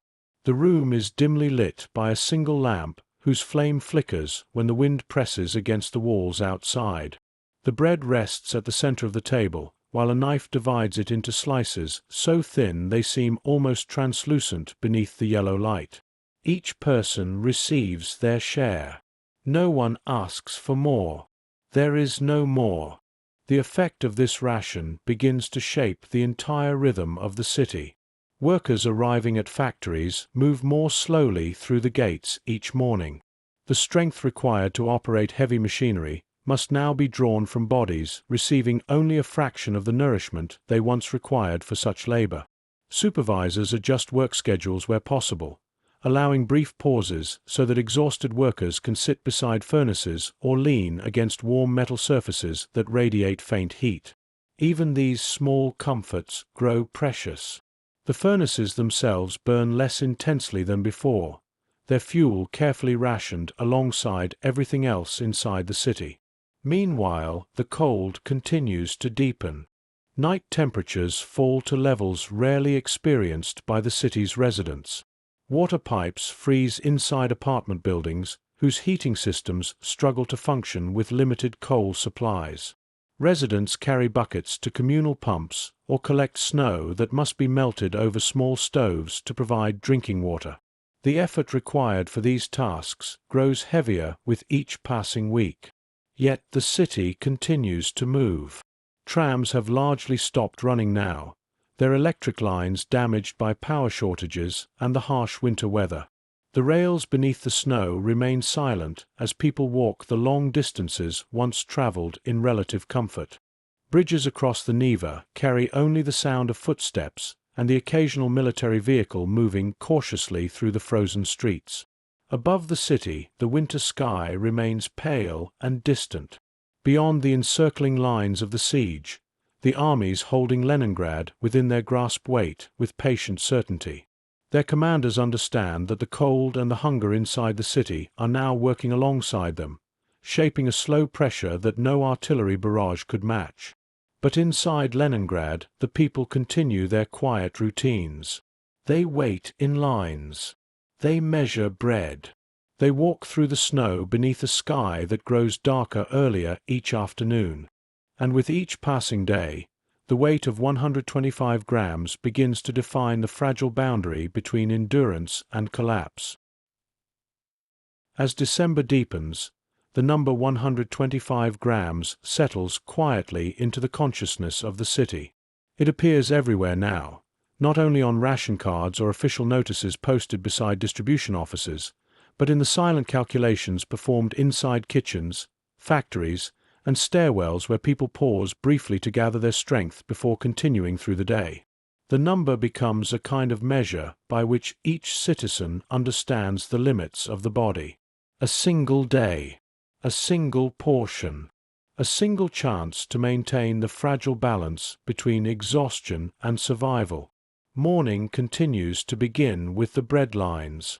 The cold often reaches its lowest point just before dawn, when the darkness still covers the city and the temperature falls sharply beneath the open sky. Those who arrive early must stand for long minutes while the wind moves through the streets carrying fine grains of snow that collect along the edges of boots and coat sleeves. You might observe the stillness of those waiting figures. Their movements have grown slow and deliberate. Many stand with their heads lowered, conserving warmth beneath scarves pulled tightly across their faces. Hands remain buried inside pockets where fingers press together in an effort to hold the last traces of heat. The bakery door opens. The ritual begins again. Inside, the clerk lifts the next loaf onto the scale. The metal needle trembles slightly before settling into balance. The ration is wrapped and passed across the counter. Outside, the line advances one careful step. For those waiting, the process feels both routine and fragile. Each exchange confirms that the system still functions. The bread still exists. The city has not yet reached the moment when the ovens fall silent. Yet the loaves themselves reveal the strain growing inside the supply system. The bread has become darker than ever before. Bakers now incorporate nearly every available substitute capable of sustaining the dough's structure. Bran from grain husks forms a large portion of the mixture. Other materials, ground fibers that once served as animal feed or industrial byproducts, enter the recipe as desperate solutions to extend the remaining flour reserves. The resulting bread feels heavy in the hand but light in nourishment. When sliced, it crumbles easily along the edges. Still, it remains the center of the city's existence. Across Leningrad, the daily routines now revolve entirely around that single ration. Workers leaving their apartments in the morning often carry their bread with them, wrapped inside cloth or paper to protect it from the cold. They eat small pieces throughout the day, carefully spacing each bite so the sensation of food remains present for as many hours as possible. Some chew slowly while walking through the streets toward their workplaces. Others save their portion until midday, breaking the bread beside the machines that continue producing tanks, artillery shells, and ammunition for the defenders of the city.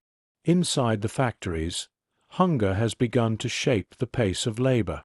The machines still operate with relentless consistency, but the workers who guide them now rely on determination rather than strength.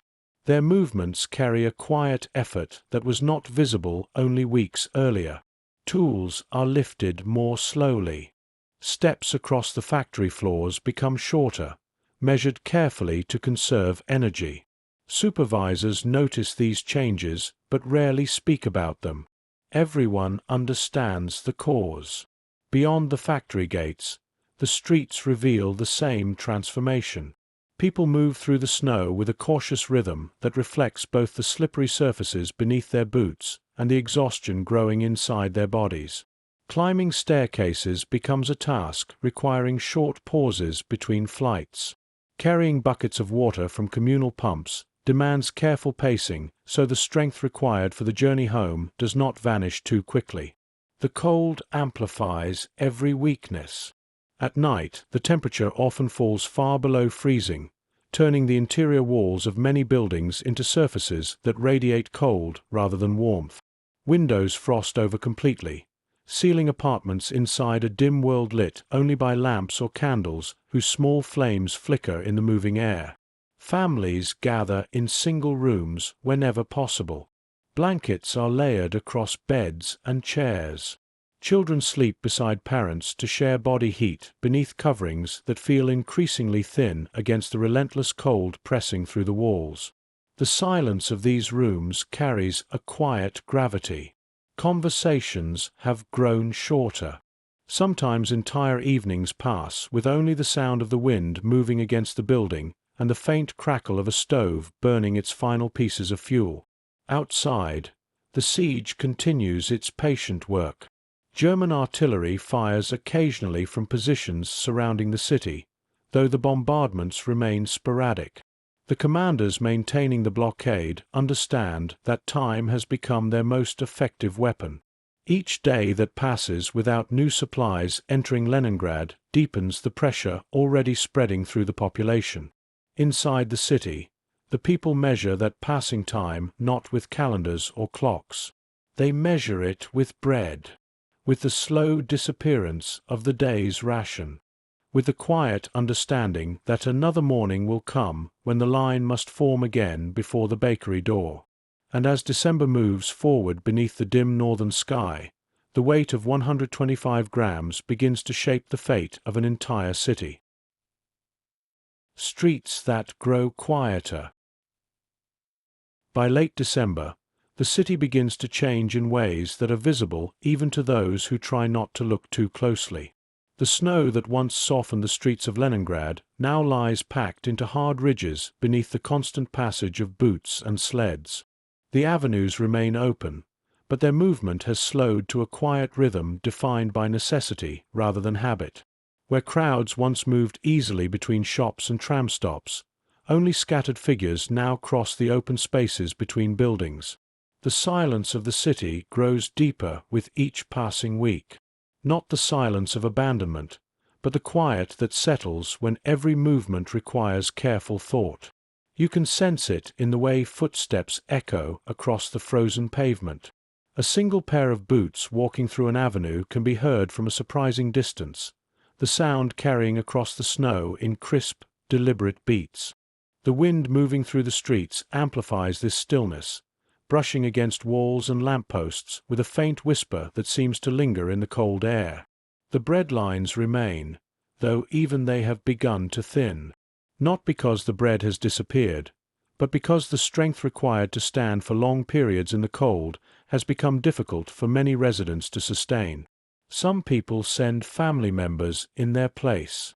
Others arrive earlier than before so they can return home quickly before exhaustion overtakes them. The queues move slowly now. Each person stepping forward carries the same quiet focus that has become common across the city. The ritual continues exactly as before. The ration card presented, the small square punched, the bread weighed carefully on the scale. But the faces waiting outside the bakery doors reveal how deeply the winter has begun to affect the population. Cheeks appear hollow beneath woolen scarves. Eyes seem larger in faces that have grown thinner with weeks of limited food. Movements that once appeared ordinary now carry the visible effort required to complete them. Still, the line forms. Still, the bread passes from one pair of hands to another. Across the districts of Leningrad, the same scene unfolds each morning with patient regularity. Elsewhere in the city, transportation has changed almost completely. The trams that once carried thousands of passengers across the avenues remain frozen in place along their tracks. Their metal bodies sit quietly beneath layers of snow, windows frosted over from the inside where the last traces of warmth vanished weeks earlier. Electric lines above the streets hang motionless against the pale winter sky, their power now reserved for factories and essential infrastructure. Instead of trams, sleds appear. Wooden sleds pulled by hand move slowly along the packed snow paths that have replaced the city's once busy streets. Some carry firewood gathered from dismantled furniture or broken structures in the courtyards. Others transport small bundles of food obtained through the ration system or through the rare markets that still operate in limited form. Occasionally, the sleds carry something heavier, wrapped shapes lying motionless beneath blankets. The journey through the city has grown longer for many residents. Without public transportation, workers must walk great distances to reach their factories or offices. The cold and hunger combine to make each step feel heavier than the last, yet the routines of labor continue because the city's defense depends upon them. Inside the factories, the machines still turn. The furnaces glow faintly, their fires carefully maintained despite the scarcity of fuel. Workers move among the assembly lines with quiet determination, guiding steel plates into place, tightening bolts, inspecting the finished weapons that will soon travel toward the front lines beyond the city's perimeter.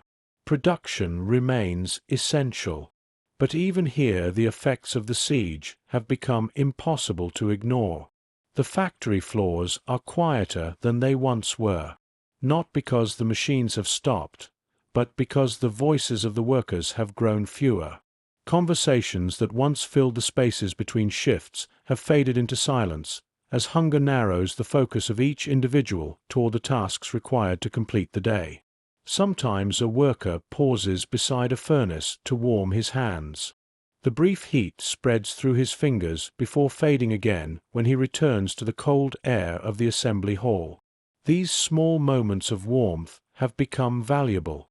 Outside the factory gates, the streets of Leningrad continue to reveal the slow transformation of a city enduring one of the harshest winters in its history. The snow grows deeper, the cold sharper, and the movement of life across the streets grows quieter with every passing day. As the final days of December pass across the frozen city, the quietness of Leningrad becomes something almost physical. It settles across the streets like another layer of snow, softening the sounds that once defined daily life. The clatter of tram wheels has long since disappeared. The hum of crowded markets has faded. Even the voices that once carried easily between the walls of courtyards now appear only occasionally, brief and subdued before dissolving again into the winter air. Movement continues, but it unfolds slowly. You might watch a single figure crossing a wide avenue where snow has drifted into shallow ridges that glow faintly beneath the pale daylight. The person walks with careful steps, placing each foot deliberately into the packed path left by earlier travelers.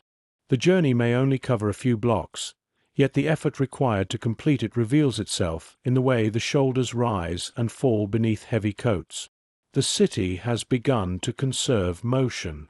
Tasks that once required little thought now demand preparation. A trip to the bakery, the pump, or the workplace becomes something planned carefully so that each outing serves several purposes. People carry small sleds or wooden boards tied with rope, allowing them to transport water, firewood, or food in a single journey rather than making several trips through the cold. The sleds have become common sights across Leningrad. Their wooden runners scrape softly against the packed snow as they move through the streets. Some are simple constructions assembled from scrap boards and nails gathered from abandoned structures. Others appear older, perhaps once used to carry goods through markets that now stand largely empty. Most carry modest loads. A bundle of wood. A sack of potatoes discovered through careful searching. A small crate containing tools or household items that must be moved from one building to another. But sometimes the sleds carry something else. Something that moves through the city with quiet solemnity. Wrapped forms lying still beneath blankets. The journey these sleds make often leads toward cemeteries whose gates remain open despite the deep snow gathering around their walls. Workers assigned to burial crews move carefully through the frozen ground, using picks and shovels to break the surface where graves must be prepared. The process unfolds without ceremony. The winter air does not allow for long gatherings outdoors, and the city has grown accustomed to the quiet necessity of these tasks. Those who arrive to accompany the sleds rarely remain for more than a few moments before returning to the routines that still demand their attention. Life continues even as loss becomes more visible. In apartment buildings across the districts, families gather inside rooms where the cold presses steadily against the walls. The windows remain sealed with cloth and paper, their glass surfaces thick with frost that blocks the view of the streets outside. Lamps burn with small, steady flames, casting soft light across tables where bread rations are divided with careful hands. Conversations in these rooms remain gentle and brief. Energy must be conserved. Often the evening passes in silence while the wind moves against the building and the stove releases its final warmth before the fire fades into embers. Outside, the city remains watchful. German artillery occasionally sends shells toward the outskirts of Leningrad, though the bombardments remain irregular and distant for most neighborhoods. The deeper threat comes not from explosions, but from the quiet pressure of isolation that surrounds the city on all sides. The siege continues its patient work. No trains arrive. No convoys bring fresh food through the forests or across the roads that once connected the city to the vast territories beyond its horizon. Yet within the city something remarkable persists. The bakeries still open each morning. The factories still produce the weapons needed to defend the city's perimeter. Children still wake beside frost-covered windows and prepare for lessons held in classrooms where teachers continue their work despite the bitter cold. These small acts of continuation form the fragile structure upon which the life of Leningrad now rests. The streets may have grown quieter, but they are not empty. Figures still move through the snow each day, carrying bread, pulling sleds, tending furnaces, repairing machines. The city continues to breathe through these quiet motions, sustaining itself with a determination that grows stronger even as the winter deepens around it. And somewhere beyond the frozen horizon, the war that sealed this city inside its ring of isolation continues to unfold. For the people of Leningrad, however, the war has already become something else. It has become the long winter itself. The road across the ice. By January, the Neva River is no longer water. The surface that once moved slowly beneath the bridges has hardened into a wide sheet of ice stretching from one embankment to the other. Snow gathers across its frozen expanse, smoothing the surface into a pale field that reflects the dim winter sky. Where currents once carried barges toward the Baltic Sea, only wind now moves freely across the river. The freezing of the Neva is not unusual. In most winters, the city greets the arrival of solid ice with quiet curiosity. Residents walk along the embankments, observing the transformation. Children sometimes venture onto the frozen surface once officials confirm that the ice has thickened enough to bear their weight. But this winter, the ice carries a different significance. Far beyond the river, to the east of the city, lies Lake Ladoga, the vast inland sea that remains the final opening in the ring surrounding Leningrad. The German armies have closed the railways and roads across the land. Yet the lake still offers a narrow possibility, a fragile corridor through which supplies might reach the isolated city. During the autumn months, small boats attempted to cross those waters. They traveled cautiously through the dark waves, carrying sacks of grain, ammunition, and medical supplies toward the western shore where the city's defenders struggled to maintain their positions. The journeys were dangerous. Enemy aircraft sometimes appeared above the lake, forcing the vessels to scatter across the water in desperate attempts to avoid the bombs falling from the sky. Still, the boats came. Still, the supplies arrived. But with winter's arrival, the lake itself has begun to freeze.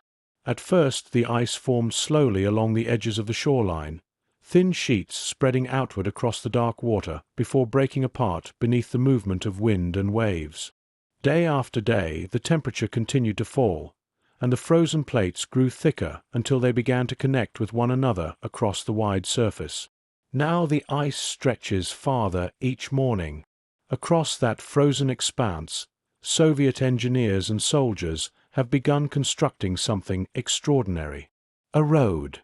It does not resemble the paved avenues of Leningrad or the broad highways that once carried freight trains and trucks across the countryside. Instead, it is a route marked by wooden posts and lanterns placed carefully across the ice, forming a long path that winds across the frozen lake toward the city. The work unfolds under difficult conditions. Men move cautiously across the ice carrying tools and measuring rods that help determine whether the frozen surface can support the weight of vehicles. The wind sweeping across the lake cuts through their coats with relentless force, and snow drifts quickly across the markers they have placed along the route. Each step must be tested, each section of ice measured carefully. The lake is immense, and its frozen surface does not thicken evenly. Beneath some areas, the water continues to move slowly, weakening the ice from below. In other places, the surface grows strong enough to support heavy loads. The engineers study these patterns patiently. They drive wooden stakes into the ice to mark the safest path forward. Lanterns are placed beside the stakes so that drivers traveling across the lake at night can follow the route without losing their direction in the drifting snow. The path that emerges becomes known simply as the Road of Life. From the eastern shore, convoys of trucks begin to gather. The vehicles wait in long lines beside storage depots where sacks of grain, flour, and other essential supplies have been assembled for the dangerous journey across the ice. Drivers prepare their machines carefully, checking engines that must operate reliably in temperatures far below freezing. The trucks themselves are ordinary vehicles, many of them worn from years of service along rural roads. Yet now they carry a responsibility unlike anything they have known before. Each truck loaded with food represents thousands of loaves of bread that may soon reach the hungry city waiting on the far side of the frozen lake. The first convoys move slowly. Engines rumble across the ice as drivers follow the lantern-lit path stretching into the distance. The weight of the trucks presses against the frozen surface beneath them, producing faint cracking sounds that travel outward through the ice before disappearing into the vast silence of the lake. The drivers do not stop. They know that hesitation could prove dangerous. The safest way across the lake is steady movement, maintaining enough speed to avoid lingering too long above any single section of ice. Snow sweeps across the path in pale clouds as the trucks advance, their headlights cutting narrow tunnels of light through the winter darkness. Above them, the sky remains cold and distant.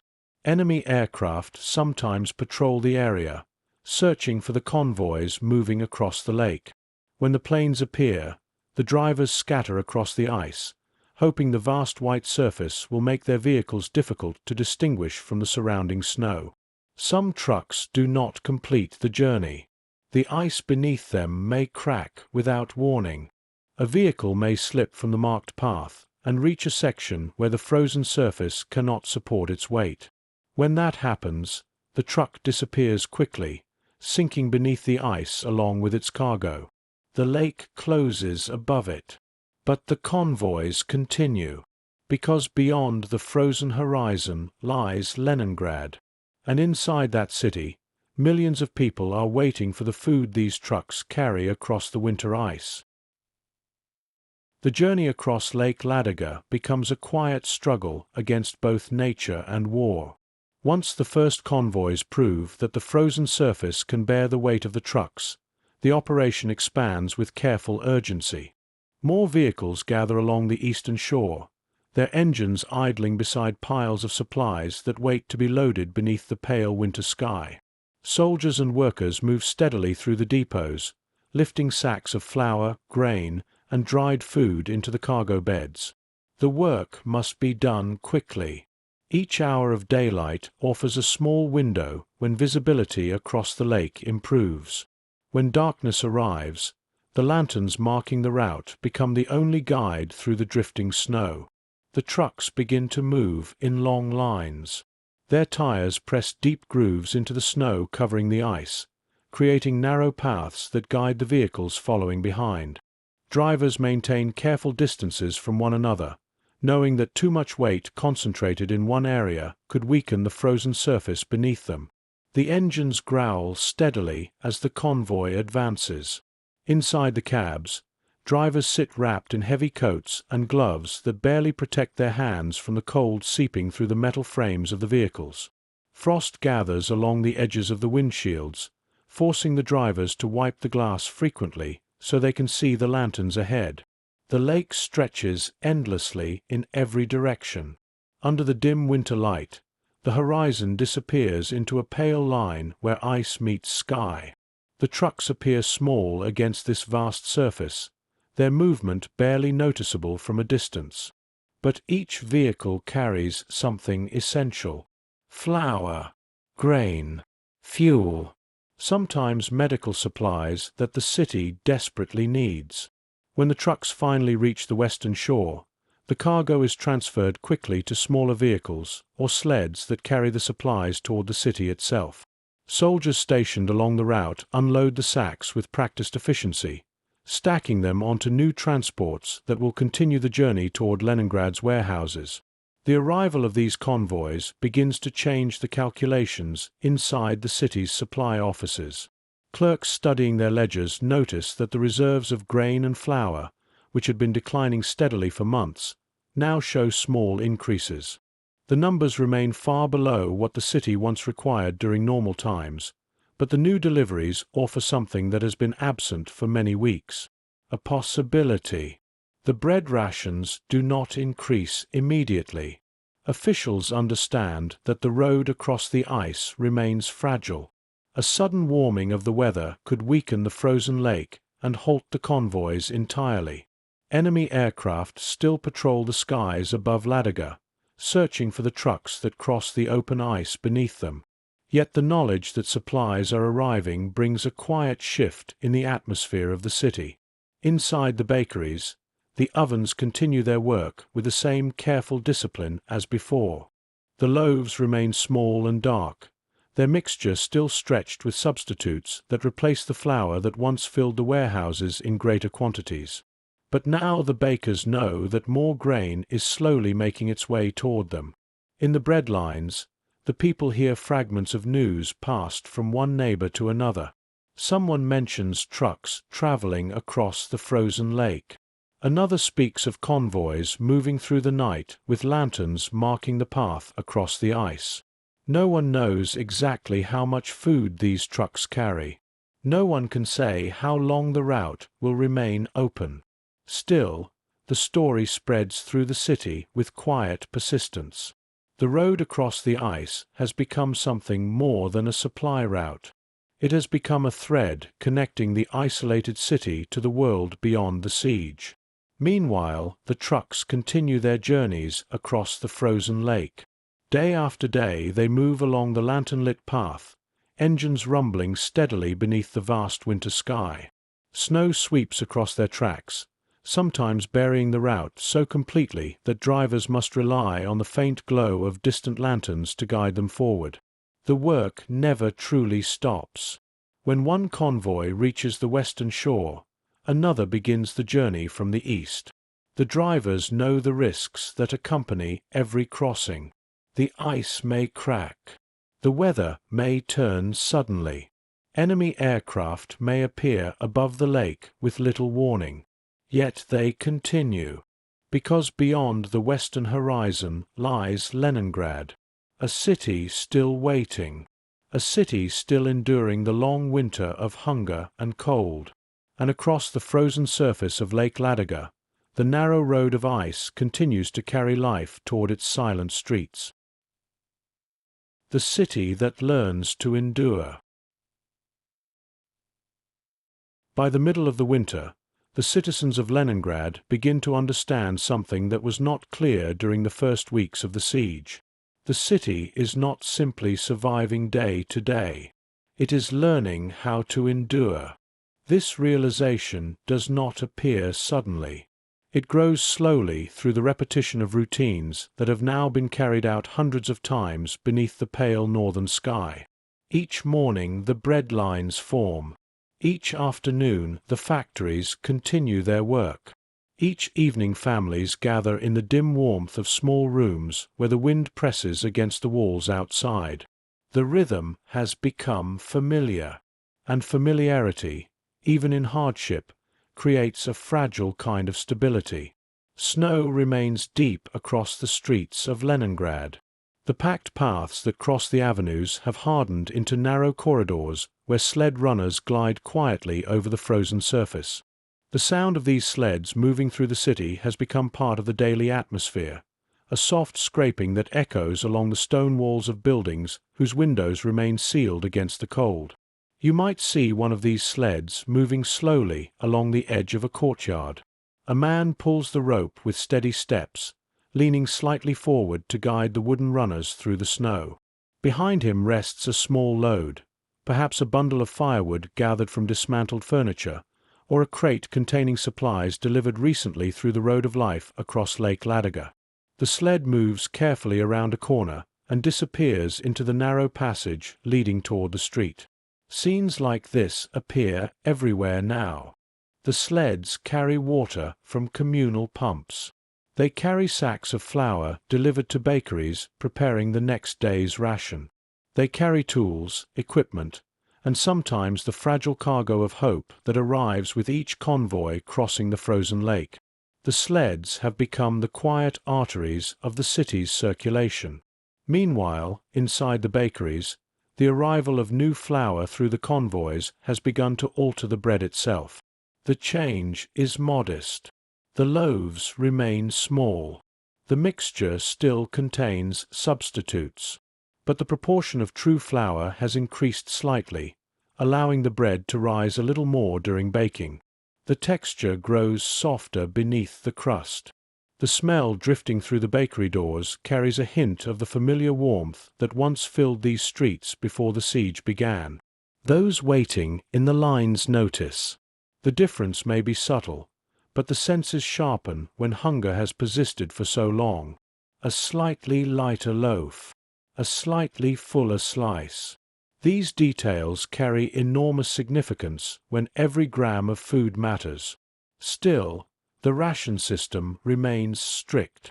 The scales continue their careful work each morning. Clerks punch the ration cards with the same steady hands that have measured the city's survival since autumn. The bread is distributed according to precise categories that reflect the needs of workers, children, and those whose labor sustains the functioning of the city.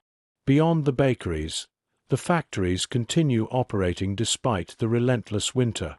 Inside these enormous halls, the machines remain active from early morning until late evening.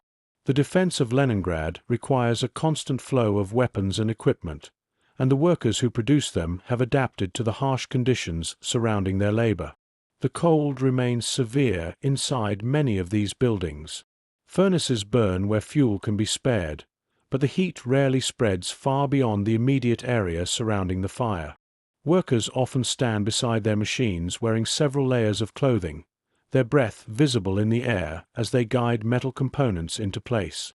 The fatigue that once slowed their movements has not disappeared, but something else has appeared beside it. A quiet determination. The knowledge that the city has endured the first and most difficult months of the siege has begun to change the atmosphere within these walls. The workers know that food is now arriving through the ice road across Lake Ladoga. They know that the outside world has not forgotten them entirely, and that knowledge carries strength. Across the districts of Leningrad, small signs of adaptation appear in other ways as well.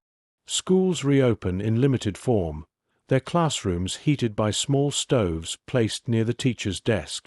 Lessons continue despite the cold, with students sitting close together in coats and scarves while instructors speak softly about mathematics, history, and literature. Libraries open their doors for short hours during the day. Citizens step inside seeking warmth and quiet reflection among the shelves of books that remain untouched by the war raging outside the city's boundaries. The act of reading becomes another way to endure the long winter days. Even music returns to the city in quiet forms. Radios broadcast orchestral recordings when electricity permits, their melodies drifting through apartment buildings where residents listen in silence beside the dim glow of their lamps. These sounds remind the city that life still exists beyond the immediate struggle for food and warmth. Outside the encircling lines of the siege, the winter landscape remains vast and silent. German artillery batteries continue their watch across the frozen fields surrounding Leningrad. The commanders responsible for maintaining the blockade know that the city has survived longer than originally expected. But the siege continues. And inside Leningrad, the people continue as well. Not with sudden triumph, not with dramatic change, but with the quiet persistence of routines repeated day after day beneath the pale winter sky. The city has begun to understand how to live inside the siege. As the winter continues, the endurance of Leningrad reveals itself through thousands of small actions repeated across the city each day. Morning still begins with the bread lines. The queues form before dawn beneath the dim glow of street lamps, whose light reflects softly against the snow-covered pavement. The people waiting now carry themselves with a kind of quiet familiarity that did not exist during the early weeks of the siege. They know how long the process will take. They know how to stand in the cold without wasting unnecessary movement. Some bring small stools or wooden crates so they can sit while waiting. Others lean against the walls of nearby buildings where the wind blows less sharply through the narrow streets. Conversations remain rare, but the silence feels less uncertain than before. The city has lived inside this routine long enough that the act of waiting has become something understood rather than feared. Inside the bakeries, the ovens continue their steady work. The bread emerging from the ovens still bears the marks of scarcity, dark crusts, dense interiors shaped by mixtures that stretch the precious flour delivered through the convoys crossing Lake Ladoga. Yet the small increase in supplies has allowed the bakers to stabilize the recipe slightly. The loaves now hold together more reliably when sliced. The smell drifting through the doorways carries a warmth that reminds many citizens of earlier winters when bread was abundant and taken for granted. That memory lingers briefly in the air before the door closes again. Outside, the line moves forward one careful step at a time. Across the city, the sleds continue their journeys. They move through streets where the snow has hardened into polished paths beneath the constant movement of wooden runners.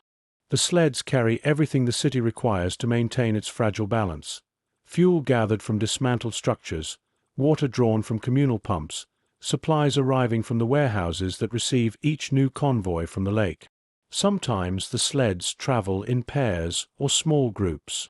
Neighbors assist one another when the loads grow heavy, sharing the effort required to pull the wooden runners across long distances.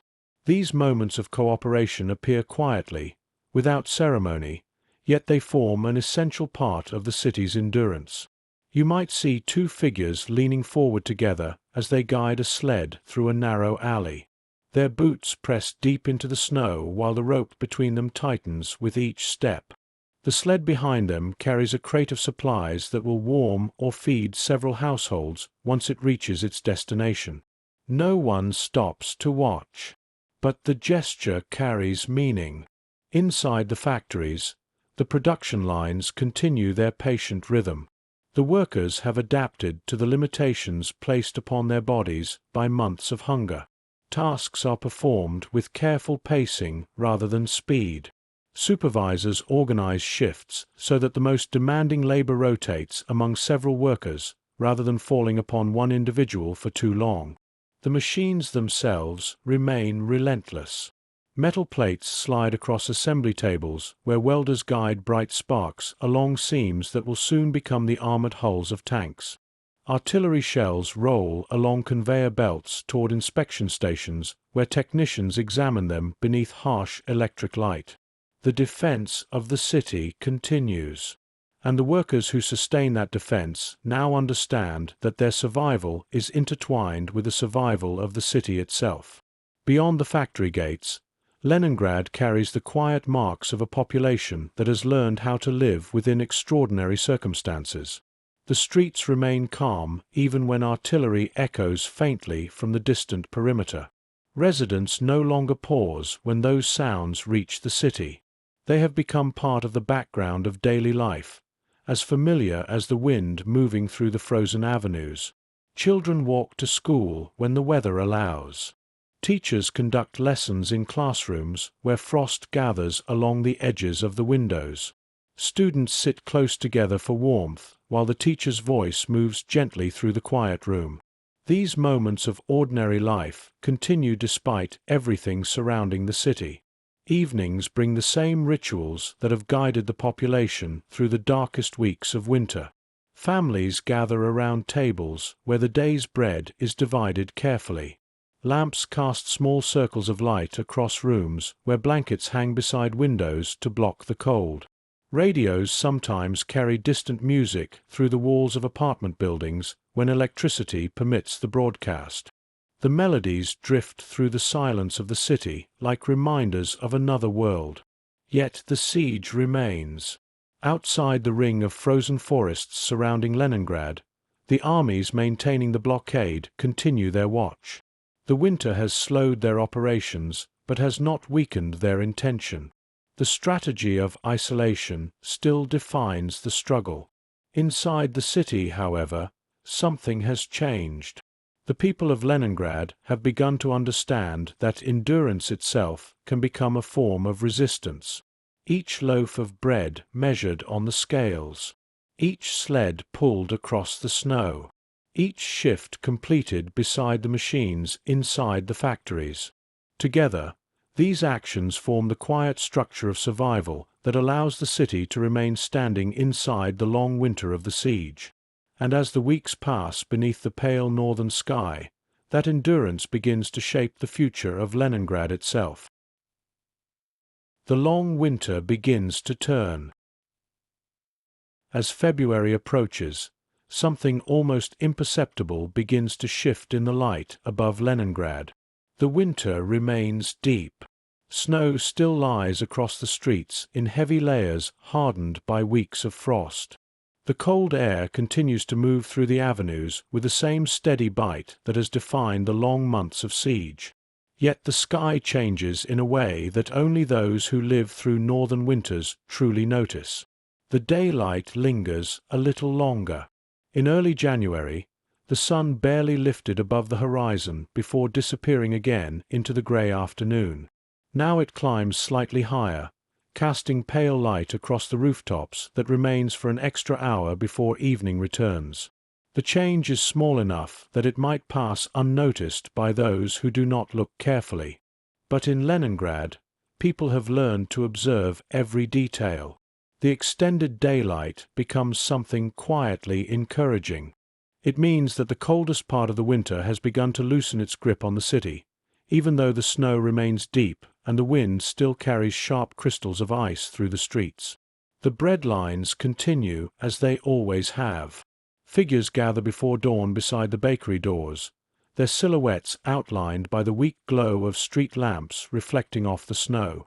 The ritual unfolds with the same discipline that has carried the city through the darkest weeks of hunger.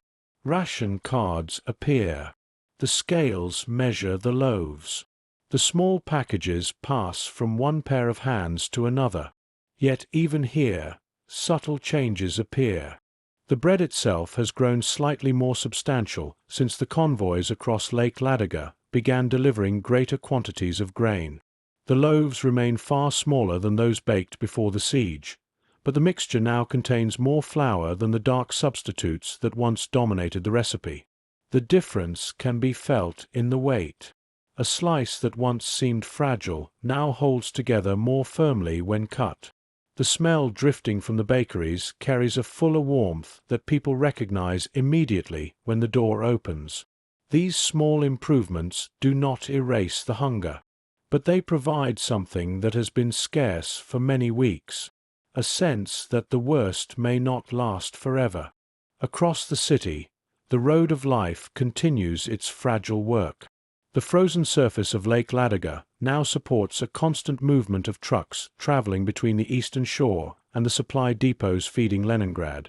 The lanterns marking the route across the ice have been reinforced, their posts replaced whenever the wind or drifting snow threatens to hide them from the drivers navigating the vast white surface. Convoys move day and night.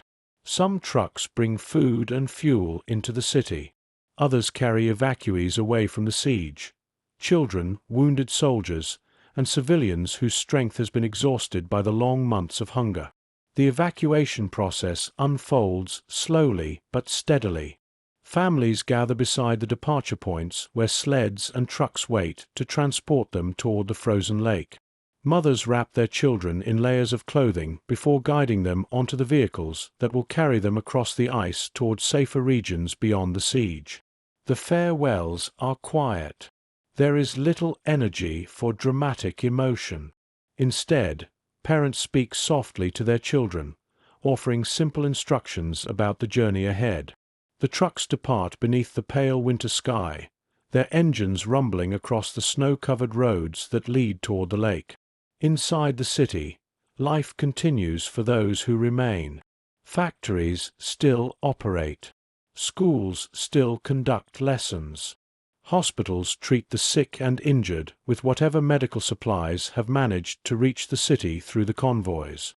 The people of Leningrad move through these routines with the same careful determination that has sustained them since the siege began.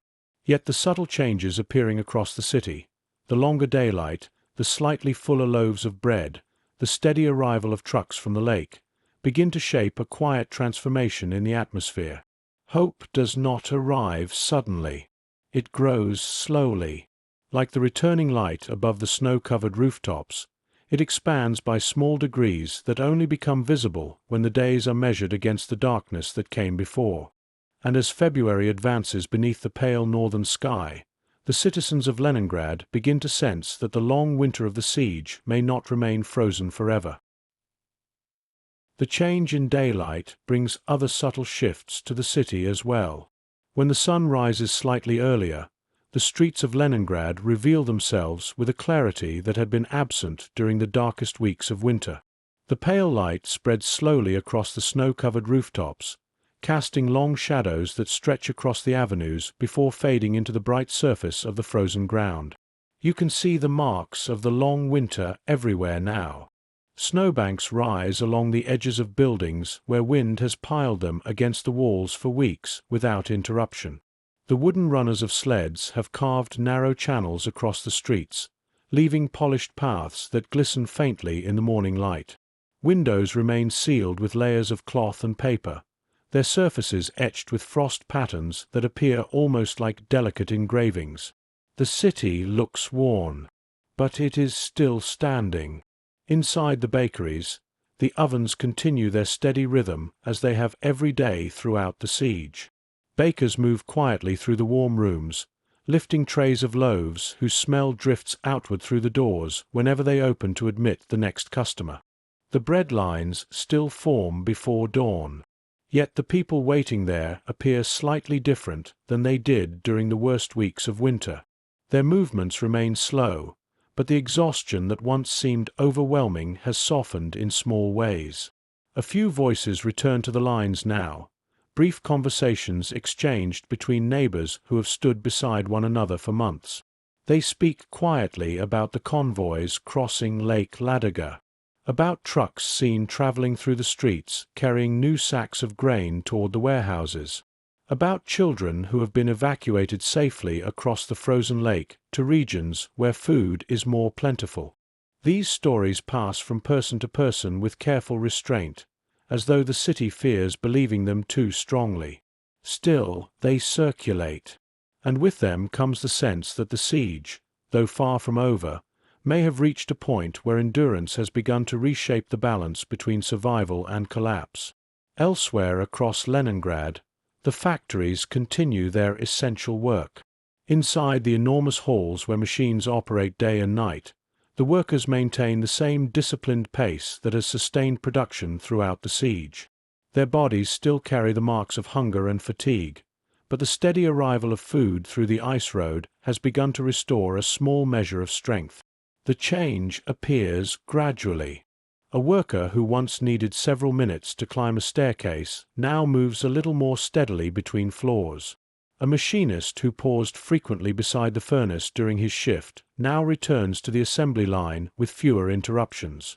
These improvements remain modest, but they matter, because they allow the factories to maintain the flow of weapons and equipment needed by the soldiers defending the city's perimeter. Beyond the factories, the sleds continue their quiet journeys through the streets. They carry the supplies arriving from the road of life, sacks of flour, crates of fuel, medical equipment that hospitals have awaited for months. The sleds move carefully through the narrow paths carved into the snow, guided by citizens who have learned how to navigate the frozen city with patience and skill. The effort remains difficult, but it is no longer hopeless. Outside the ring of the siege, the armies surrounding Leningrad watch the same winter landscape with growing awareness that their strategy has not produced the swift collapse they once expected. The city remains alive. Its factories continue to produce weapons. Its population continues to endure the long months of isolation. The frozen lake that was meant to seal the city's fate has instead become a narrow lifeline stretching across the winter ice. Inside Leningrad, the people continue their routines beneath the slowly lengthening daylight. Bread is measured. Machines turn. Children study beside frost-covered windows. And across the vast frozen surface of Lake Ladoga, the convoys continue their patient journeys. The siege has not ended, but the city has survived its first and most terrible winter. And in the quiet light of the approaching spring, Leningrad begins to understand that endurance itself has become its greatest strength. A city that refuses to disappear. As winter slowly begins its long retreat from the northern plains, the city of Leningrad remains wrapped in snow. February gives way to the earliest signs of March, though the landscape still carries the heavy stillness of the season that has dominated life for so many months. The Neva River remains frozen beneath its broad covering of ice. The streets remain carved into narrow paths through deep snowbanks.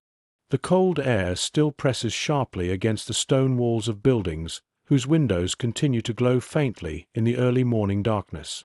Yet the light has changed. Each day the sun rises a little earlier above the horizon and lingers longer above the city before sinking again behind the pale winter clouds. The change arrives quietly, but it transforms the rhythm of life in ways that people notice almost immediately. The bread lines now form in a dim grey light rather than complete darkness. Those who arrive early no longer stand beneath street lamps alone.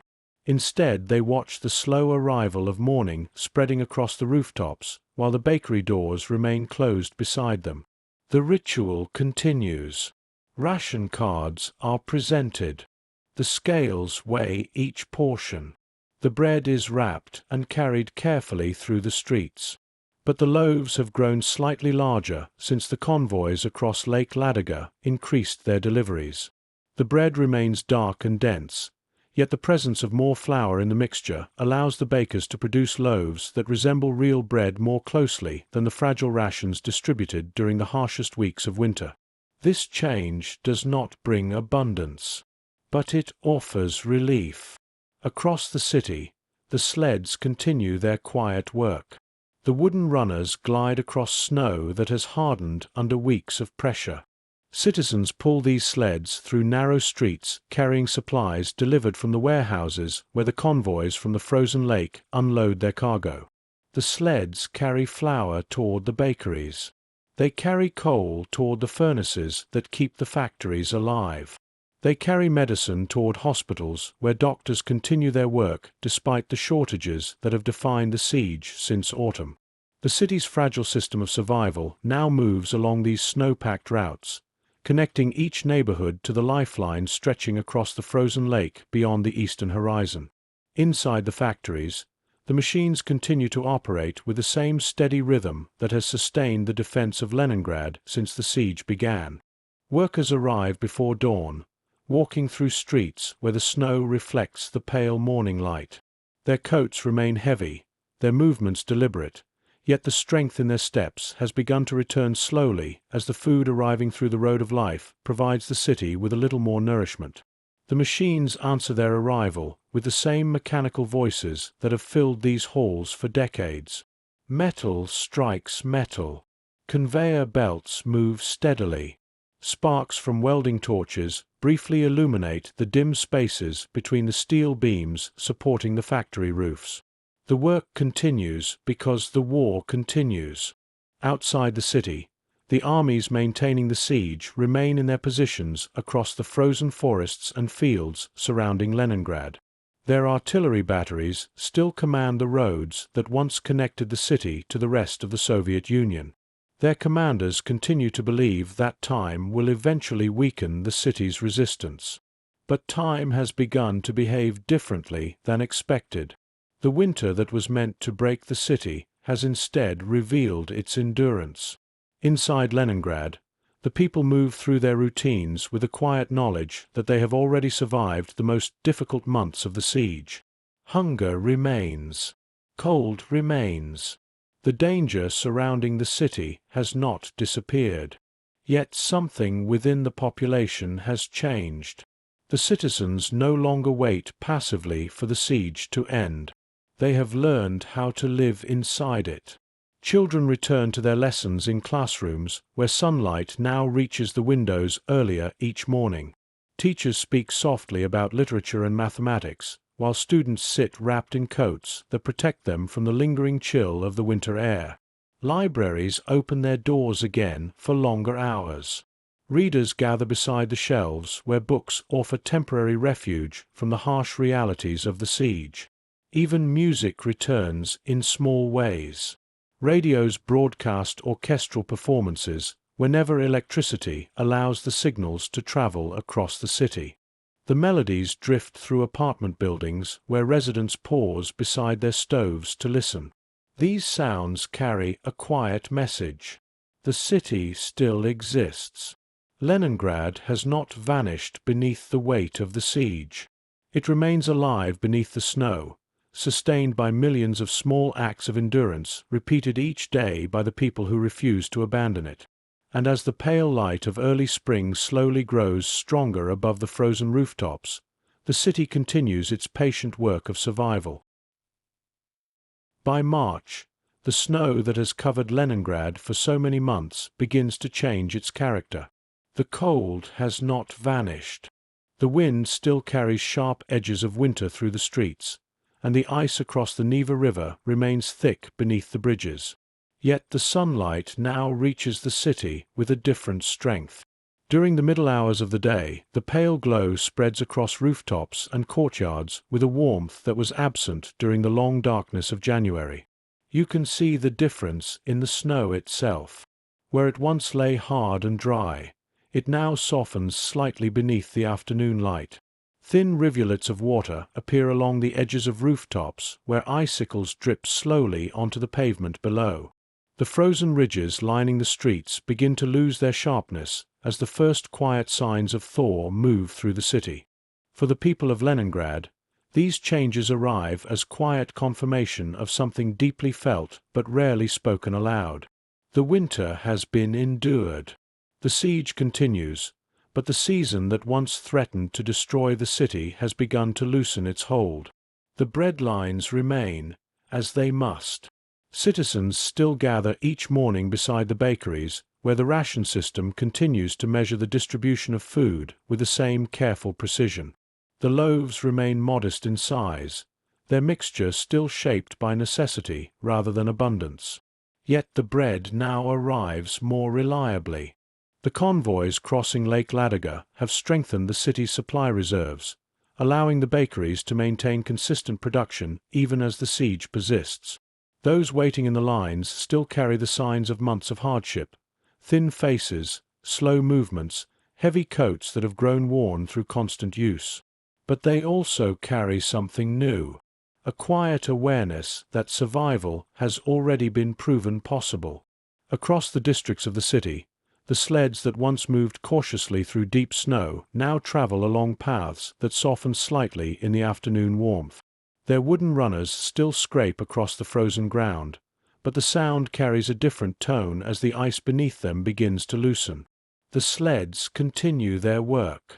They carry sacks of flour toward bakeries preparing the next day's bread.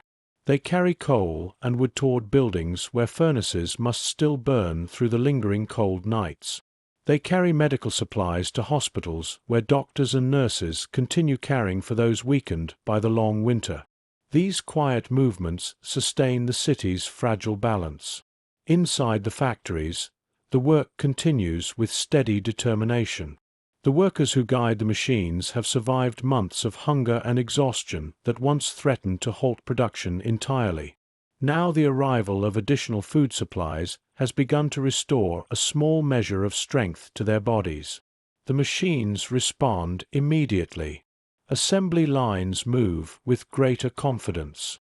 The rhythm of production grows slightly faster as workers regain the energy required to maintain the pace demanded by the war.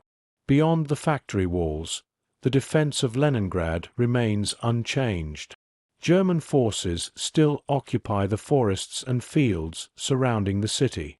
Their artillery batteries continue to watch the frozen landscape, their guns capable of striking the outskirts whenever commanders choose to remind the city of the siege that still holds it within its ring. But the strategy of starvation has not achieved its final goal. The city remains alive, and the people who live within its walls have begun to understand that their endurance carries a power that even the long winter could not erase. As the days grow longer beneath the slowly warming sky, Leningrad continues its quiet routines. Bread is measured. Sleds move through the streets. Factories produce the weapons needed by the soldiers defending the city's perimeter. And in the classrooms, libraries, and small apartments scattered across the districts, life continues to unfold in ways that defy the siege surrounding it. The winter that was meant to break the city has passed. The siege will continue for many months still. But the people of Leningrad have crossed the most dangerous threshold of their ordeal. They have learned that survival is possible, even inside a city cut off from the world, surrounded by war, and buried beneath the deepest winter. After the winter. The snow that once buried the streets of Leningrad eventually melts. it does not vanish quickly. Northern winters release their hold slowly, and the thaw arrives through weeks of quiet transformation rather than sudden warmth. Ice along the Neva River begins to fracture into long drifting plates that grind softly against one another before breaking apart and moving toward the Baltic Sea.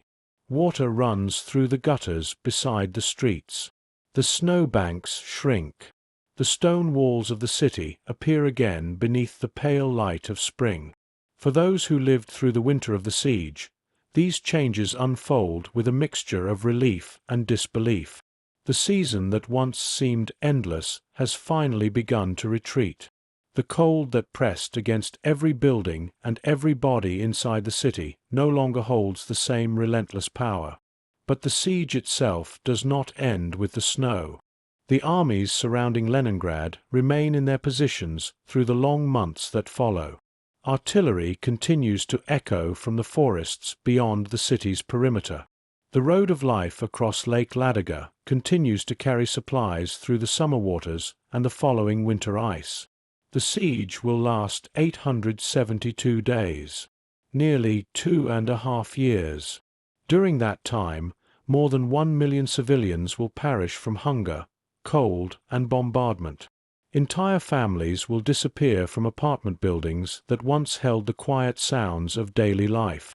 Streets that once echoed with the movement of crowds will carry the memory of footsteps that grew fewer with each passing month. Yet the city itself will endure.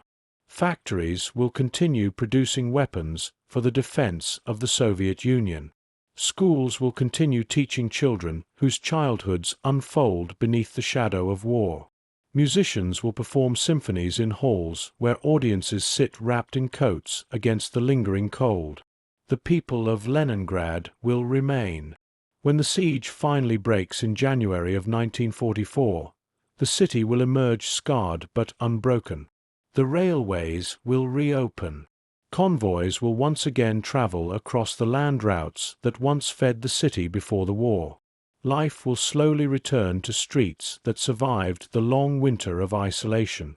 Today, the city is known once again by its older name, St. Petersburg. Its canals still reflect the northern sky. Its bridges still cross the Neva River, where ice once carried the fragile lifeline that sustained millions of people during the darkest months of the siege. If you walk along those embankments now, the city appears vibrant and full of life. The cafes and markets have returned. The trams move again across the avenues. Music drifts from open windows during the long summer evenings. Yet beneath that modern movement lies a quieter memory. The memory of a winter when bread weighed 125 grams, when sleds moved silently through the snow, and when the survival of an entire city depended upon a fragile road stretching across frozen water beneath the pale northern sky. History does not always reveal itself through dramatic battles or sudden victories. Sometimes it lives in the quiet endurance of ordinary people who continue their routines even when the world around them collapses. The citizens of Leningrad stood in bread lines before dawn.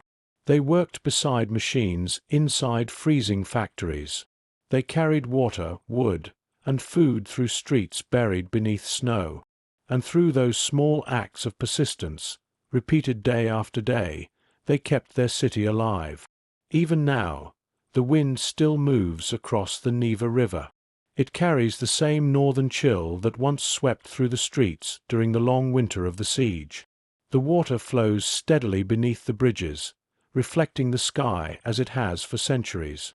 And if you stand quietly along those embankments, you might sense something lingering in the air.